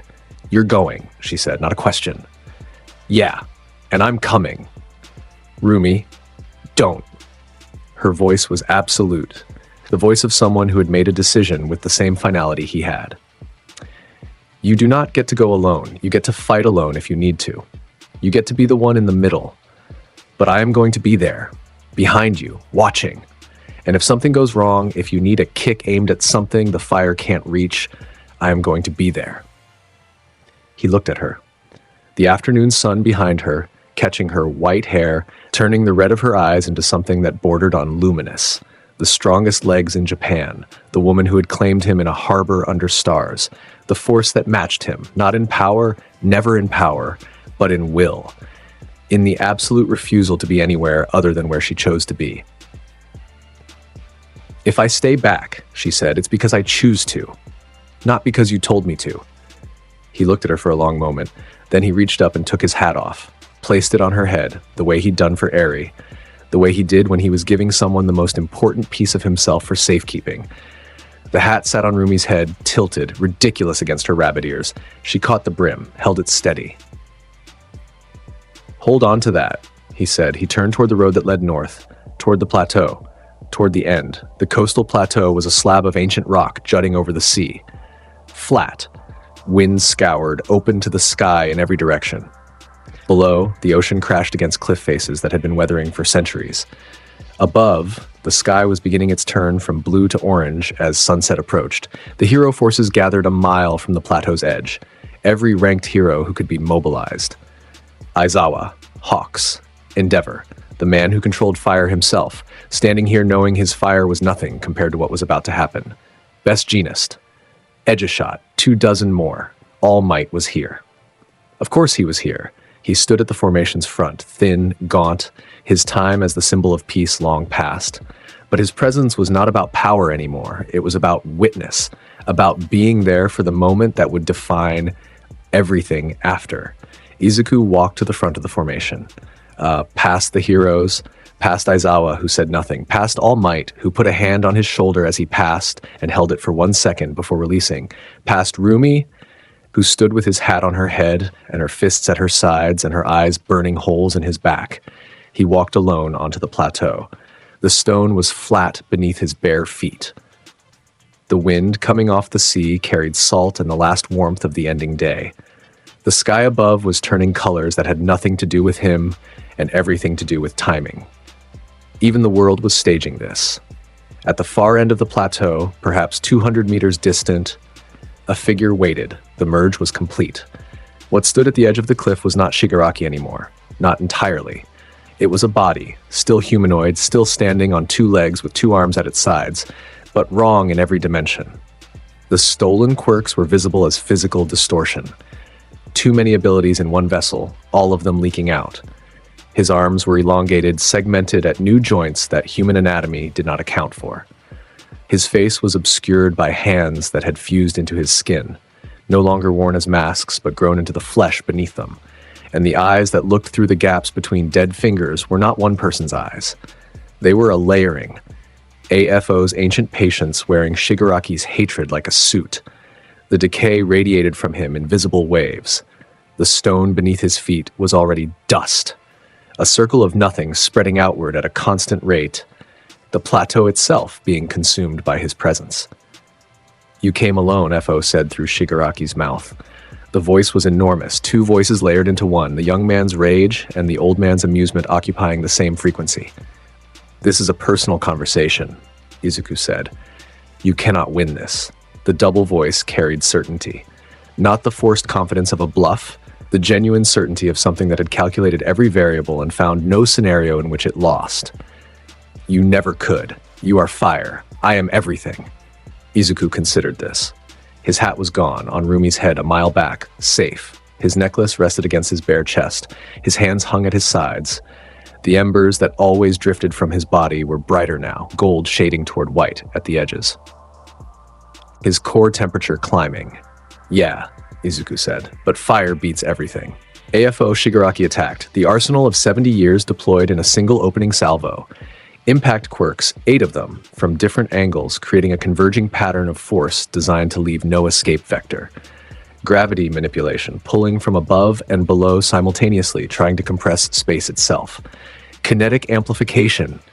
Each individual attack multiplied in force 3 times over. All of it hit. All of it passed through. Izuku stood in a storm of destruction that existed around him but not within him. The impacts cratered the plateau behind his position.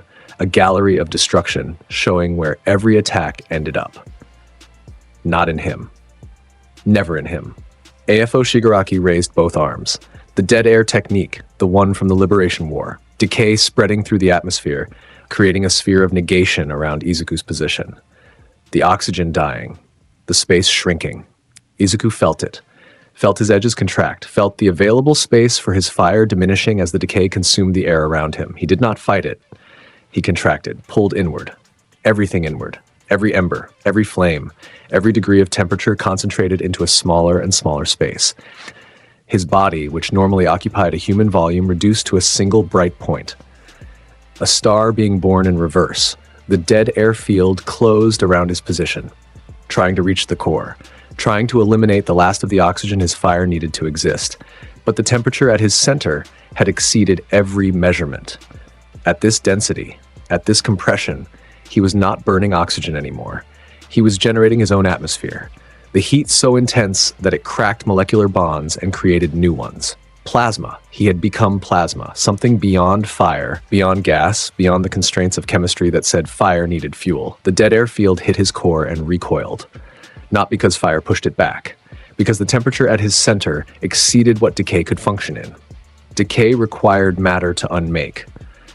What Izuku had become was not matter. It was energy, pure, self-sustaining. Beyond the domain of any quirk that operated on physical substance, he expanded. From the point of compression, from the impossibly dense core, Izuku erupted outward, not as a person, as a phenomenon. The dead air field did not break. It burned. The nothing itself ignited because the temperature exceeded what nothing could remain nothing in. AFO Shigaraki felt it. The certainty that had never left him in 70 years, the absolute knowledge that he was the apex of everything, cracked like ice on a warming river. He threw more. every remaining quirk in his arsenal: force, gravity, compression. A quirk that stopped time in a localized area, one of his oldest steals, one he'd been saving. Time froze around Izuku's expanding form for 1 second. Then the heat melted time. The quirk broke. Not countered, not dispelled, broken. The biological mechanism inside AFO Shigaraki's body that powered it burned out under the ambient temperature and ceased to function. Izuku reformed. Standing. Human shape, but glowing. Not with fire, with something past fire. Something that had no name in any language because nothing on Earth had ever needed to be named at this temperature before. Daienkai. He raised both arms. Above him, above the plateau, above the cliff, above the sea, the sky changed. Light gathered, not from below. Not projected upward. It was as if the sky itself concentrated into a single point directly above them. A sphere. Growing. Dense beyond description. The light of it overwhelming every other source in the visible spectrum. The heroes a mile back shielded their eyes. Hawks deployed his wings as shields for those around him. Endeavor's flames, his own fire, the fire he'd controlled his entire life, flickered and pulled toward the sphere above the plateau. Pulled. His own flames attracted to what Izuku was creating like a river toward the sea. The sphere grew, 10 meters wide, 20, 30, a miniature star hanging in the sky of a coastal plateau, turning the sunset into noon and the ocean below into a mirror of impossible brightness. Entei. The star descended, not fired, not launched. Descended, like gravity itself had decided which direction this energy should go. The sphere dropped toward AFO Shigaraki with the inevitability of sunrise, with the weight of something that had been decided a long time ago and was only now being carried out. AFO Shigaraki raised every defense he had left. Barrier quirks, 12 of them, layered, each one stolen from a hero who had trusted in its strength. Kinetic reversal, impact nullification. Force fields generated by 3 separate mechanisms in his altered body. Entei touched the first barrier. The barrier lasted for a fraction of a second, so small it did not register on human perception. It was, and then was not. The second barrier, gone. 3rd through 12th, in sequence, each one existing for a shorter duration than the last, the star not slowing, not diminishing. Not acknowledging that anything stood in its path, Entei reached AFO Shigaraki. Inside the merged body, inside the thing that had been building for 70 years, that had stolen 1,000 quirks and eaten a young man's soul to wear as armor, every stolen ability ignited simultaneously. Not from external contact, from the heat that existed in the air itself, in the space between molecules. In the fundamental medium of existence that AFO Shigaraki occupied, the stolen quirks burned, one by one and all at once, each one a piece of fuel that the star consumed. 70 years of theft. 1,000 abilities hoarded and stockpiled and wielded as weapons against a world that could not fight back. All of it burning off a body that was no longer able to contain anything because everything in it was fire. AFO Shigaraki screamed. Not a human sound. Not even a villain's sound. The sound of something ancient losing its grip on the world. The sound of 70 years of stolen existence being reclaimed by entropy in under a minute. The quirks leaving him, not suppressed, not erased, burned out of the physical substrate that held them. Each one gone forever. Fuel. Nothing more. He fell to his knees. The decay around him, his final ability, the one that was most truly his, tried to spread, tried to consume the ground. Tried to create dead air. The ground was already glass, fused stone. There was nothing left for decay to reduce because fire had already reduced it. And the air was Izuku. The air was fire. The air was a temperature that did not leave room for anything else to exist. "There's no air between us," Izuku said. His voice came from everywhere. From the fire that was the atmosphere, from the plasma that was the ground, from the heat that was reality in this place. "I am the air." AFO Shigaraki looked up, through the hands fused to his face, through the gaps where eyes should be. 2 personalities staring out from one set of burned irises, the young man who had never been given a chance and the ancient monster who had never deserved one. "You." The voice was broken now, barely a whisper. Both voices reduced to one, stripped of power, stripped of theft, stripped of everything except the last remaining syllables of a consciousness that was about to end. Izuku raised his right fist. He cocked it back. The fire around it, already beyond white, already beyond blue, something that existed past the visible spectrum compressed one final time. dense, complete. The fist that ends buildings, except this time it was going to end something more fundamental than architecture. Heiken. Point blank, the sound broke windows 30 kilometers away. The flash was visible from the city, from Musatafu, from UA, from the dormitory where Katsuki stood at a window facing north and saw the horizon turn white. The shockwave crossed the sea below the plateau and created a wave pattern that registered on coastal sensors for 200 kilometers in both directions. When it faded, the light, the sound, the heat, the absolute presence of it, the plateau was glass, a perfect circle of vitrified stone, 300 meters in diameter, smooth as a mirror. Reflecting a sky that was still returning to its proper color from the white it had been forced into, at the center of the glass circle, Izuku, standing, human-shaped, his body solid and real and present, the glow fading, the embers returning to their normal lazy drift, his skin tanned, freckled, bare, cooling from something that did not have a temperature name back to the 300 degrees above ambient that was his resting state, his bare feet on warm glass, his necklace hanging against his chest, his hands at his sides, in front of him, nothing. Not a body, not remains, nothing. The space where Efo Shigaraki had knelt was empty. The glass beneath it was fractionally smoother than the glass around it, polished by one additional degree of heat. But otherwise, nothing indicated that anything had ever been there. 70 years, 1,000 stolen quirks, the architect of everything wrong with the hero world. The shadow that had loomed behind every villain and every tragedy for longer than anyone alive could remember, gone. Not defeated, not imprisoned, not escaped. Gone. The way a candle goes when you close your fist around it. The way a cold wind goes when the sun rises. Completely. Totally. Without remainder. Izuku stood in the silence. The ocean below the cliff crashed against stone. The sky completed its return to sunset colors. Orange, pink, gold. The wind came off the water carrying salt and the smell of a world that was lighter than it had been 5 minutes ago. He breathed. The heroes approached, slowly, from the rim of the glass circle. Their feet found the surface of it, smooth, warm, solid. One by one, they stepped onto what had been a rocky plateau and was now a mirror reflecting the sky. Nobody spoke. What was the correct sentence? What words existed for watching someone end an era? All Might reached the glass first, his thin form casting a long shadow in the sunset light. He walked with the careful steps of someone whose body had given everything long ago. But he walked. He was here. He was witness. He reached Izuku, stood beside him, looked at the empty space, at the glass, at the sky. "Is it done?" All Might asked. "Yeah." Izuku's voice was low, not sad, not triumphant, just completed. The sound of a long walk ending at its destination. "It's done." All Might put a hand on Izuku's shoulder. His grip was weak, the grip of a man who had no power left but all the presence he'd ever carried. He did not speak. The hand said everything. Then the impact came from behind. Rumi hit him at full speed, both arms locked around his torso. The force of the strongest legs in Japan applied to a full-body tackle that took them both to the glass surface of the plateau. They hit, the smooth, vitrified stone warm beneath them, and she was on top of him with her face in his neck and her body shaking in a way that had nothing to do with cold and everything to do with the breath she'd been holding since he walked away. The hat, his hat, on her head, tipped sideways but stayed, because it always stayed. "You absolute lunatic," she said, into his neck, into his skin, into the heat that poured off him like summer even now, even here, even after becoming the sun. "I'm fine," he said. "You turned into the sun. I mean, do not say what I think you're about to say."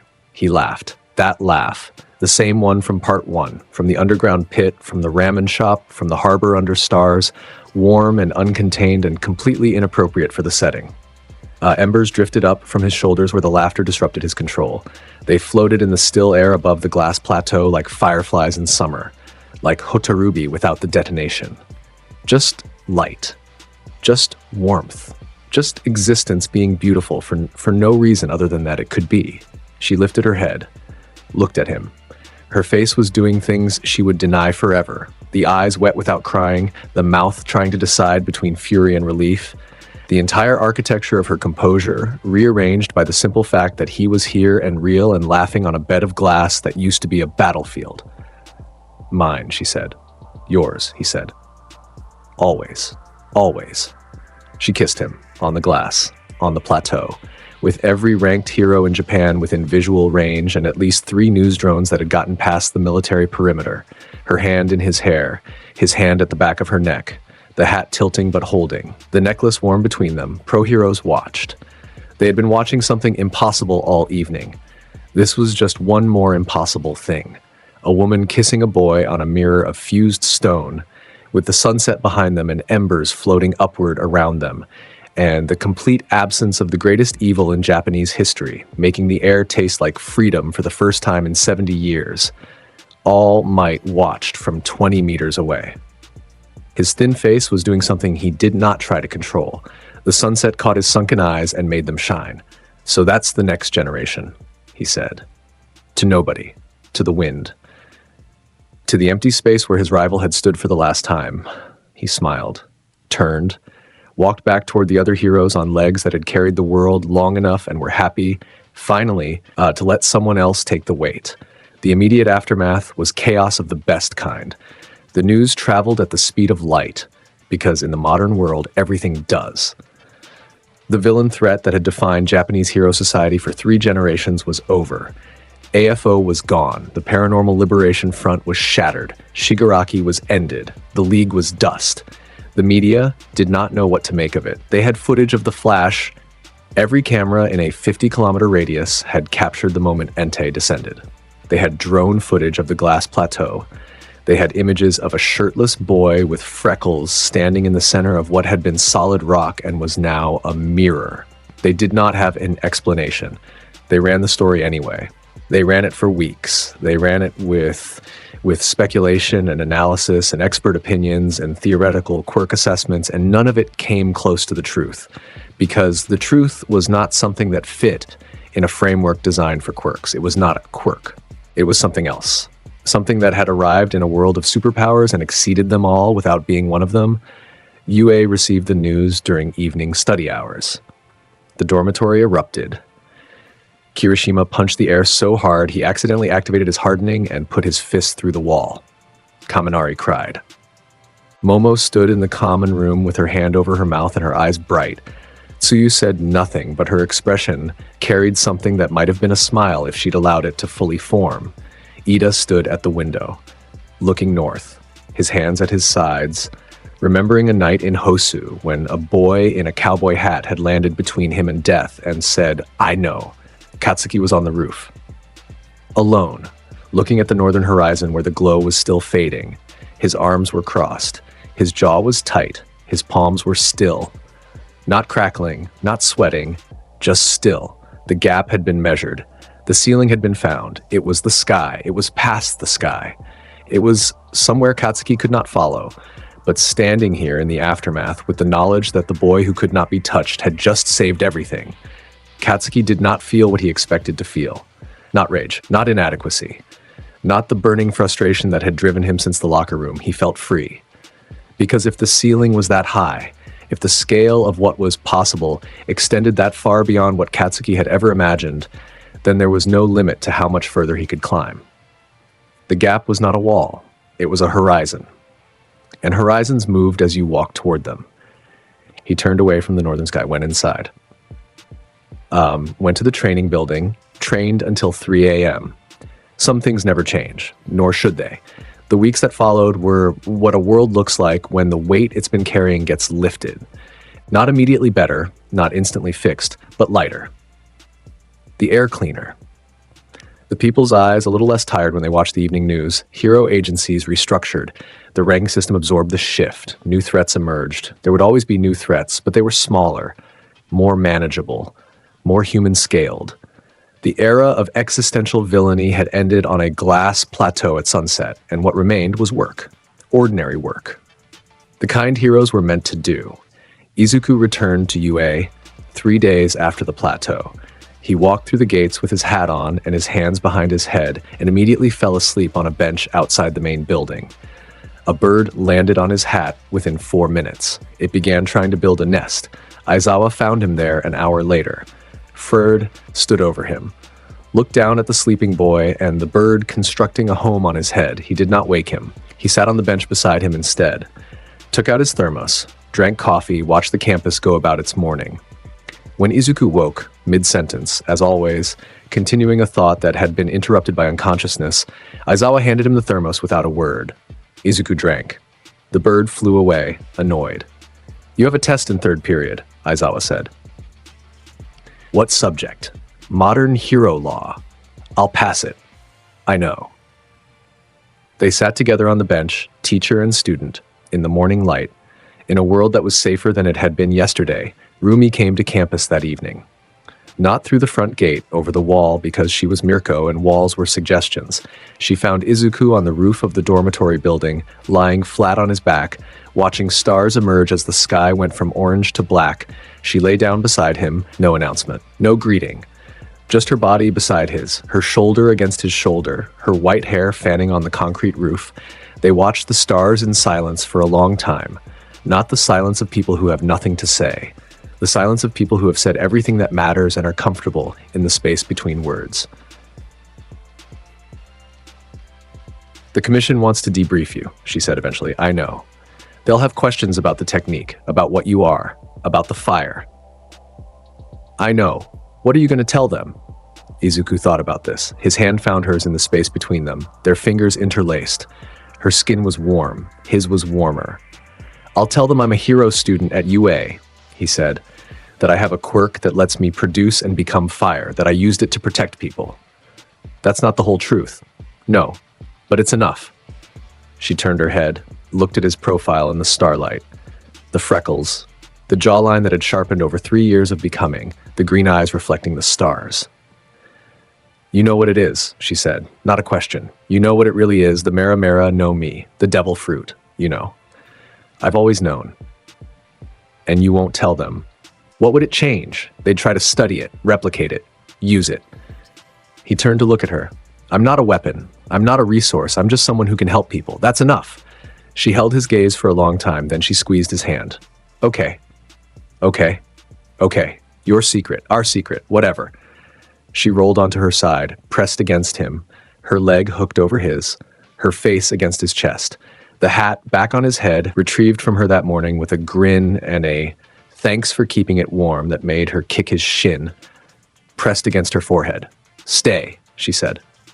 "I have class in the Izuku. Staying." They slept on the roof, both of them, under the stars, his body heat keeping them warm in the autumn night. Her body wrapped around him with the possessive strength who had decided long ago that this was hers and had never once reconsidered. When morning came, a bird tried to build a nest on his hat again. It got further this time before he woke up. Life continued. That was the miracle of it. Not the grand moments, not the fights, not the platinum fire devastation that had ended the villain era. The miracle was that after everything, life continued. Students went to class, heroes patrolled streets, ramen shops stayed open until 2 a.m. Birds tried to build nests on sleeping people's heads. Eri was living at UA now, under the school's protection, in a room that had windows and sunlight and no medical equipment. She was healing, slowly, quite the way children heal, which is to say imperfectly and beautifully and with setbacks that were not failures. She wore the hat sometimes, on days when the memories were close and the horn on her head felt heavier than usual. She'd put it on, enormous on her, the brim past her nose, and something in her would settle. The twin faces on the hat watching the world for her so she didn't have to. Izuku visited every week, brought fruit from whatever prefecture he'd been training in, sat with her, told stories, fell asleep mid-sentence and woke up finishing a different one. She laughed at that, a small sound growing bigger each time. The first time she laughed out loud, Izuku cried. Not in front of her. In the hallway after, with his hat over his face and his back against the wall, and the tears coming for no reason he could explain, except that the sound of a child laughing after what that child had been through was the only proof he needed that every fight had been worth it. Katsuki challenged him to a fight 4 months after the plateau, not out of anger, not from the place of volcanic ego that had driven their earliest interactions, from somewhere else. From the place a climber stands when they look at the mountain and decide today is the day they attempt it. "Fight me," Katsuki said. Training ground, sunset, just the two of them. Izuku looked at him, saw the change. Not in power. Katsuki was stronger than ever, his training relentless, his quirk honed to an edge that cut reality, but in the why. The why. Why he fought. Why he wanted this. Not to win, to measure. Okay, Izuku said. The fight lasted 12 minutes. The longest anyone had ever lasted against Izuku in a one-on-one setting. Katsuki's explosions, directed, concentrated, creative in ways that nobody else's quirk could match, hit and passed through and were learned from and redirected. He knew he couldn't hurt Izuku. He'd known that since the locker room. But the fight wasn't about hurting, it was about showing what he'd built. Izuku saw it. Every technique, every adaptation, the howitzer impact that now spiraled in 3 directions instead of 1, the AP shots that he'd reduced to needle width for penetration testing, the mobility that let Katsuki move in 3 dimensions with the explosive grace of a fighter jet that had chosen to be angry about everything. At the end, Katsuki was on one knee, breathing hard, spent, his gauntlets smoking, his palms empty. Izuku stood across from him, untouched. As always, as ever. But he was smiling. Not the easy smile of someone who found this trivial. The smile of someone who had just watched something impressive and wanted the other person to know they'd been seen. "You're incredible," Izuku said. Katsuki looked up, red eyes, steady, not burning, just there, present. "I know," Katsuki said, and then, for the first time, Katsuki smiled back. Not a grin, not a smirk, a real smile. Small, brief, gone before a camera could have caught it, but real. "Again tomorrow?" Katsuki asked. "Same time?" "Same time." Izuku extended a hand. Katsuki looked at it, took it, let himself be pulled to his feet. They walked back to the dormitory together, not side by side. Katsuki ahead by 3 steps because he refused to walk beside anyone, but together, in the same direction, at the same time. Going to the same place, that was enough. The world after Izuku Midoriya did not look all that different from the outside. Same cities, same hero agencies, same license boards and rankings, and all the machinery of a society built on people with power deciding how to use it.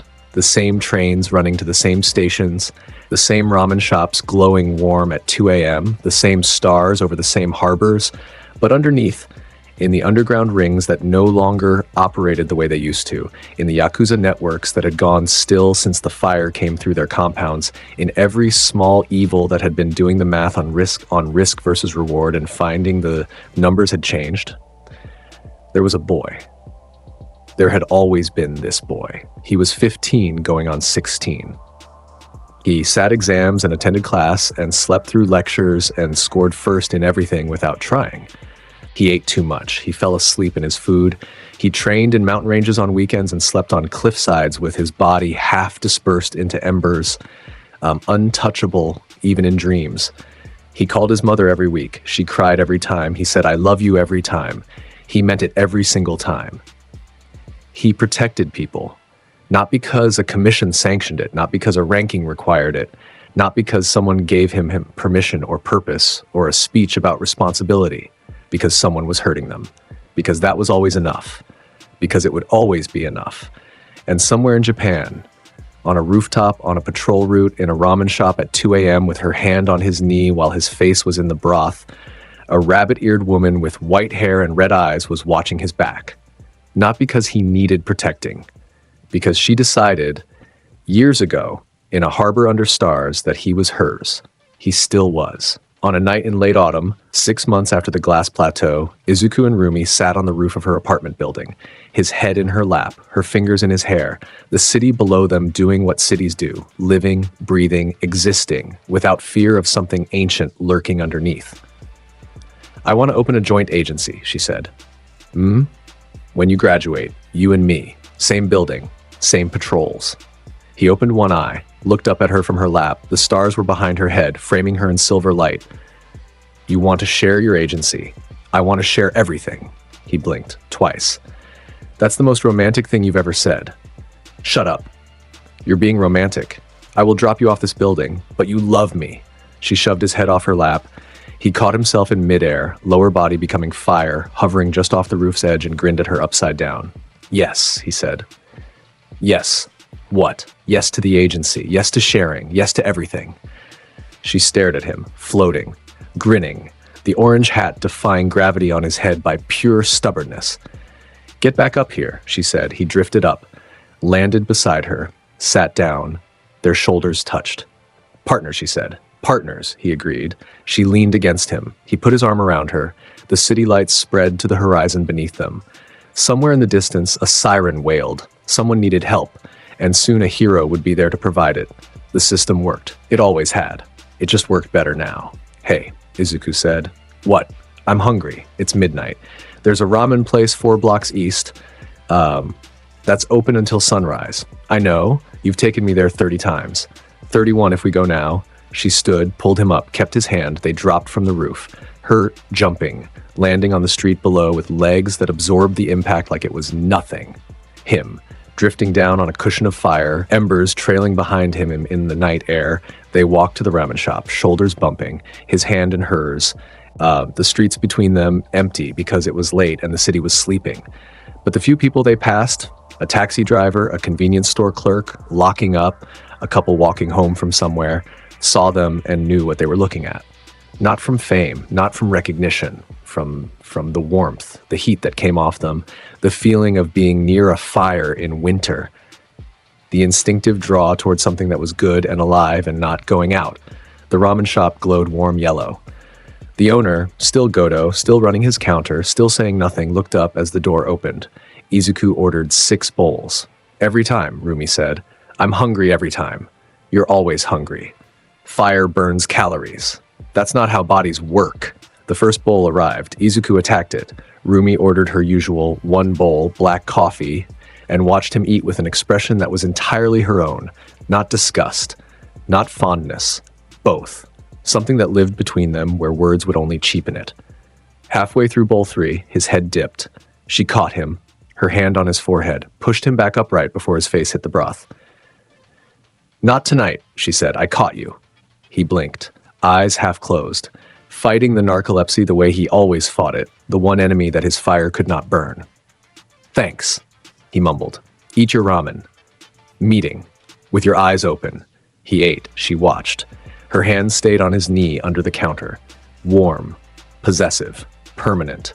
Outside the window, the city breathed. Heroes patrolled, villains stayed indoors. Stars turned overhead in patterns that had nothing to do with anyone and everything to do with time passing the way it was supposed to.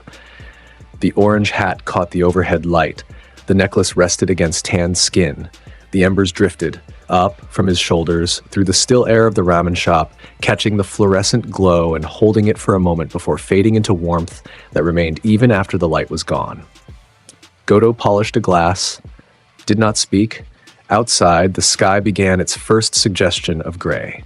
Morning thinking about arriving, the same morning that arrived every day, the one that came after every night, no matter how long or how hard that night had been. Rumi finished her coffee. Set the cup down. "Ready?" she said. Izuku wiped broth from his chin, set his chopsticks across the empty 5th bowl. Looked at her. "Yeah," he said. They paid. They stood. They walked to the door. At the threshold, Izuku paused, looked back at the counter, at the stools, at the ramen shop that had held them on their first night and every night since. The warm yellow light, the sound of Goto washing dishes, the smell of pork broth and something simpler underneath it.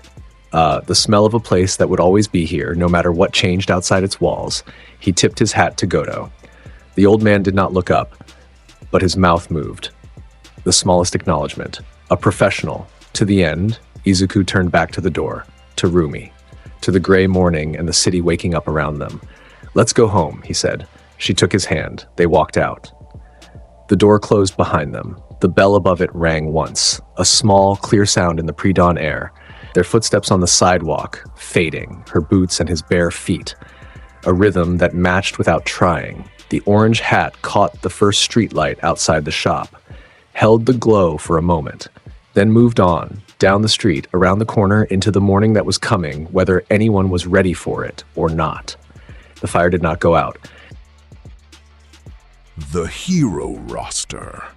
A massive salute to the legends backing this journey. Your support is what keeps the momentum at an all-time high and the dream moving forward. You guys are the absolute best. Pro heroes. The elite front line, stepping up and setting the pace for the whole community. DA, Fire 05. Symbol of peace.